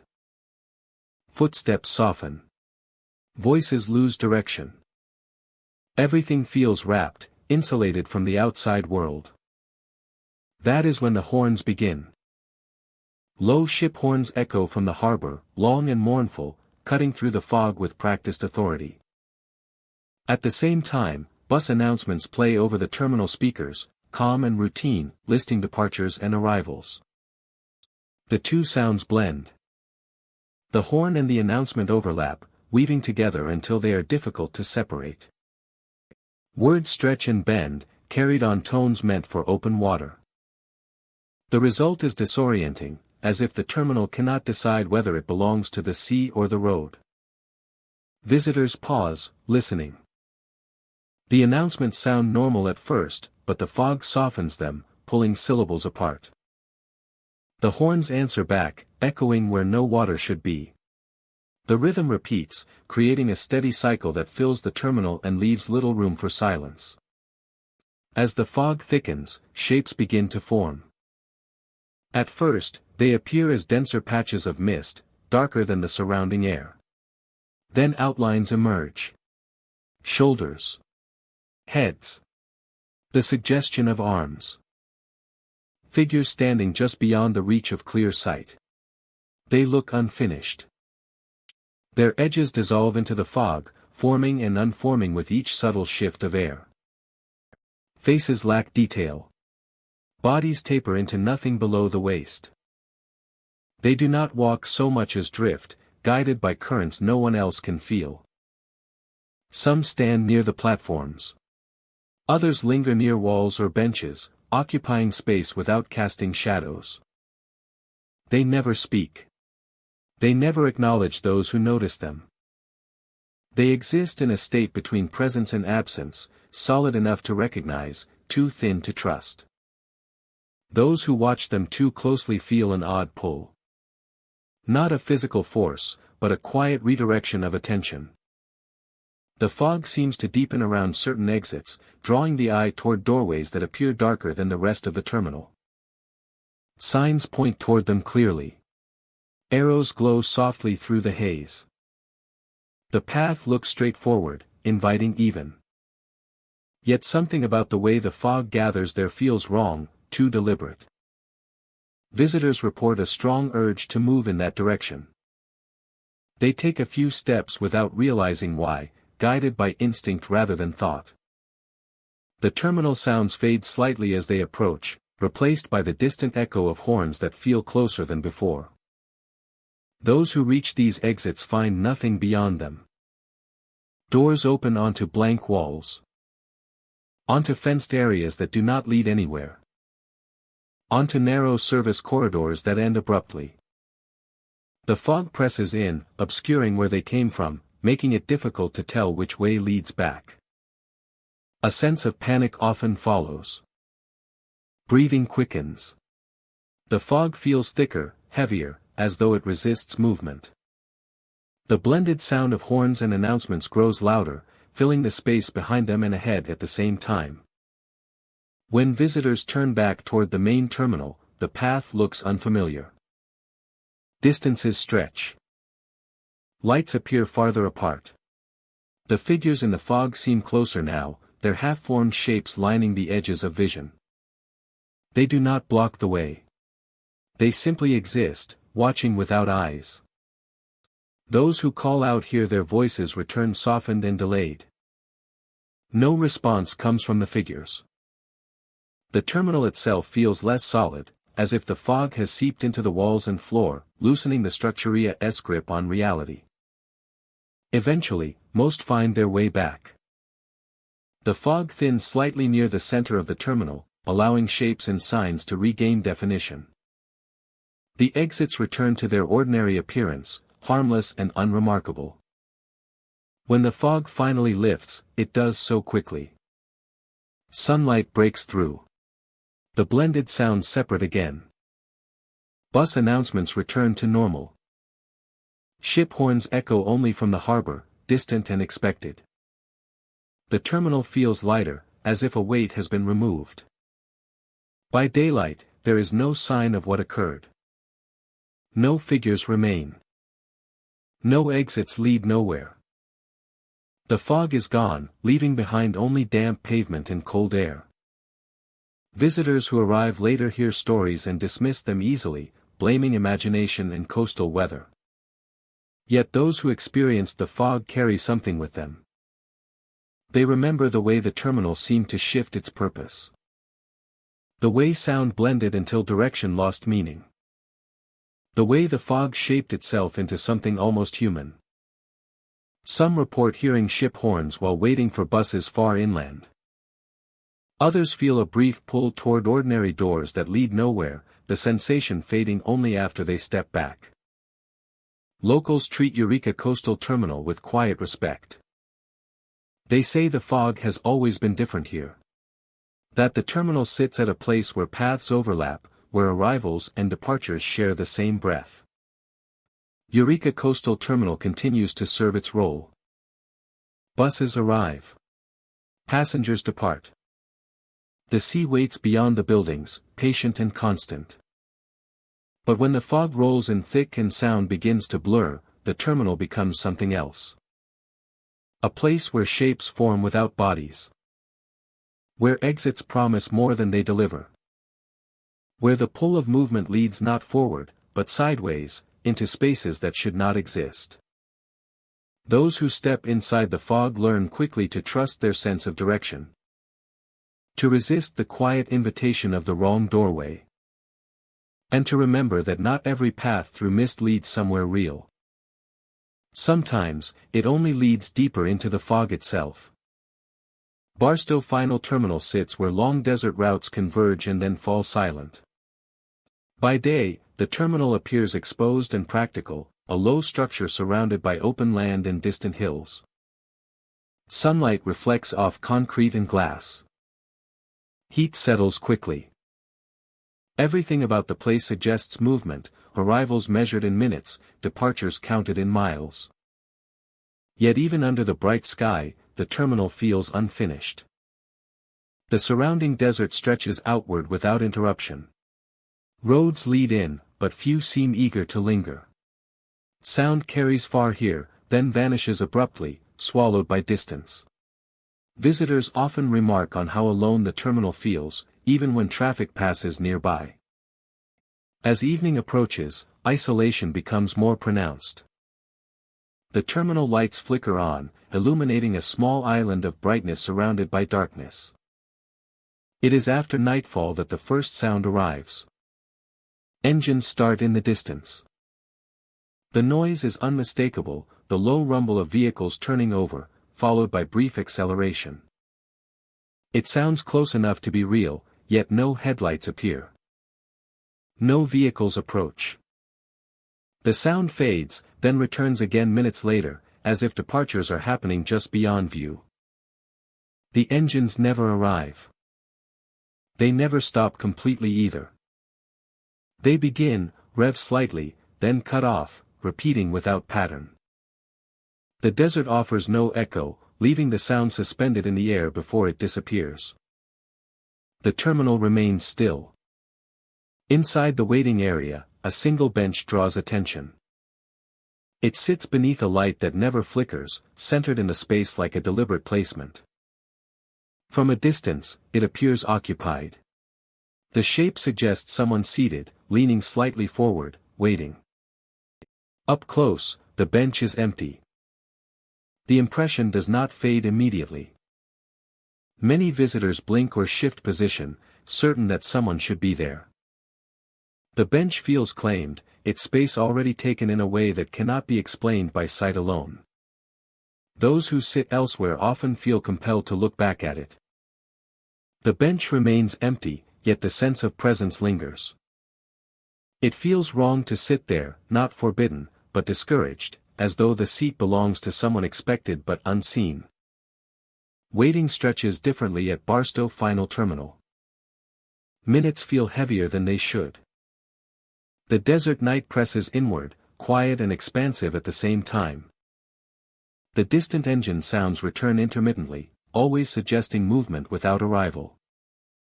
After a short while, a feeling begins to build. It starts as restlessness, a subtle urge to stand or pace. Remaining still becomes uncomfortable. Visitors describe a sudden and overwhelming need to depart immediately. The urge intensifies quickly. The body responds before the mind does. Heart rate increases slightly. Muscles tense. Breathing grows shallow. Standing feels necessary, urgent. Those who hesitate report the sensation growing stronger, pushing toward action without explanation. The bench remains untouched. Looking at it during these moments deepens the urge. The empty seat feels like a warning rather than an invitation.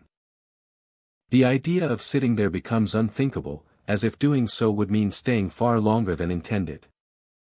The engines start again. This time, the sound feels closer, louder, more immediate. Still no vehicles appear. The noise cuts off abruptly, leaving silence that feels heavier than before. Most visitors leave at this point. They gather belongings quickly, stepping away from the terminal lights. The urge eases almost instantly once distance is put between them and the structure. Breathing steadies. Muscles relax. The desert feels open again rather than enclosing. Looking back reveals nothing unusual. The terminal stands quiet and empty. The bench remains vacant. No sounds carry from the building. It appears exactly as it should, inert and unremarkable beneath the stars. Local stories frame Barstow Final Terminal as a place of decisions. Routes split here. Journeys change direction. Some paths continue onward. Others end entirely. According to these accounts, the distant engines represent choices already made. Departures that should have happened. Routes that waited too long. The sound lingers as reminder rather than promise, urging those present not to delay. The empty bench is often described as the seat of indecision. A place meant for waiting that no longer serves that purpose. Sitting there represents pause without direction, something the terminal no longer tolerates. The overwhelming urge to leave is not considered hostile. It is described as protective, a force that pushes travelers onward before stillness becomes stagnation. Those who listen to it experience no harm. Those who resist report deep discomfort until they finally step away. Despite its unsettling reputation, the terminal has no record of incidents. No disappearances. No accidents. No unexplained events beyond sensation and sound. Everything that happens here remains internal, affecting thought and impulse rather than action. By day, the experience is almost impossible to imagine. The bench looks ordinary. The desert hums with distant activity. Engines belong to visible vehicles. Waiting feels normal, even dull. But at night, Barstow Final Terminal becomes something else. A place where movement is encouraged without instruction. A place where waiting feels wrong. A place where the desert reminds travelers that some stops are not meant to last. Those who pass through often remember the urge clearly. The memory of that certainty returns, the knowledge that sometimes leaving immediately is not fear, but instinct. The terminal remains alone along the desert routes, lights glowing briefly against vast darkness. Engines may start in the distance. The bench may appear occupied by nothing at all. And for those who wait too long, the urge will come again, firm and unmistakable, urging departure before the desert decides that staying is no longer an option. Thank you for waiting with me inside the haunted bus terminals of California tonight. These places were built for travel, but some journeys never finished. Every terminal holds echoes of footsteps that never reached home and voices that still wait for a final call. If you ever find yourself alone in a bus terminal after dark, pay attention to the silence. If an announcement calls your name when no one else is there, do not answer. And if a bus arrives with no driver and no passengers, let it depart without you. Would you dare wait for the last bus at one of these haunted terminals, or would you leave before the lights dim? Rest well, my friend. Until our next journey into the unknown.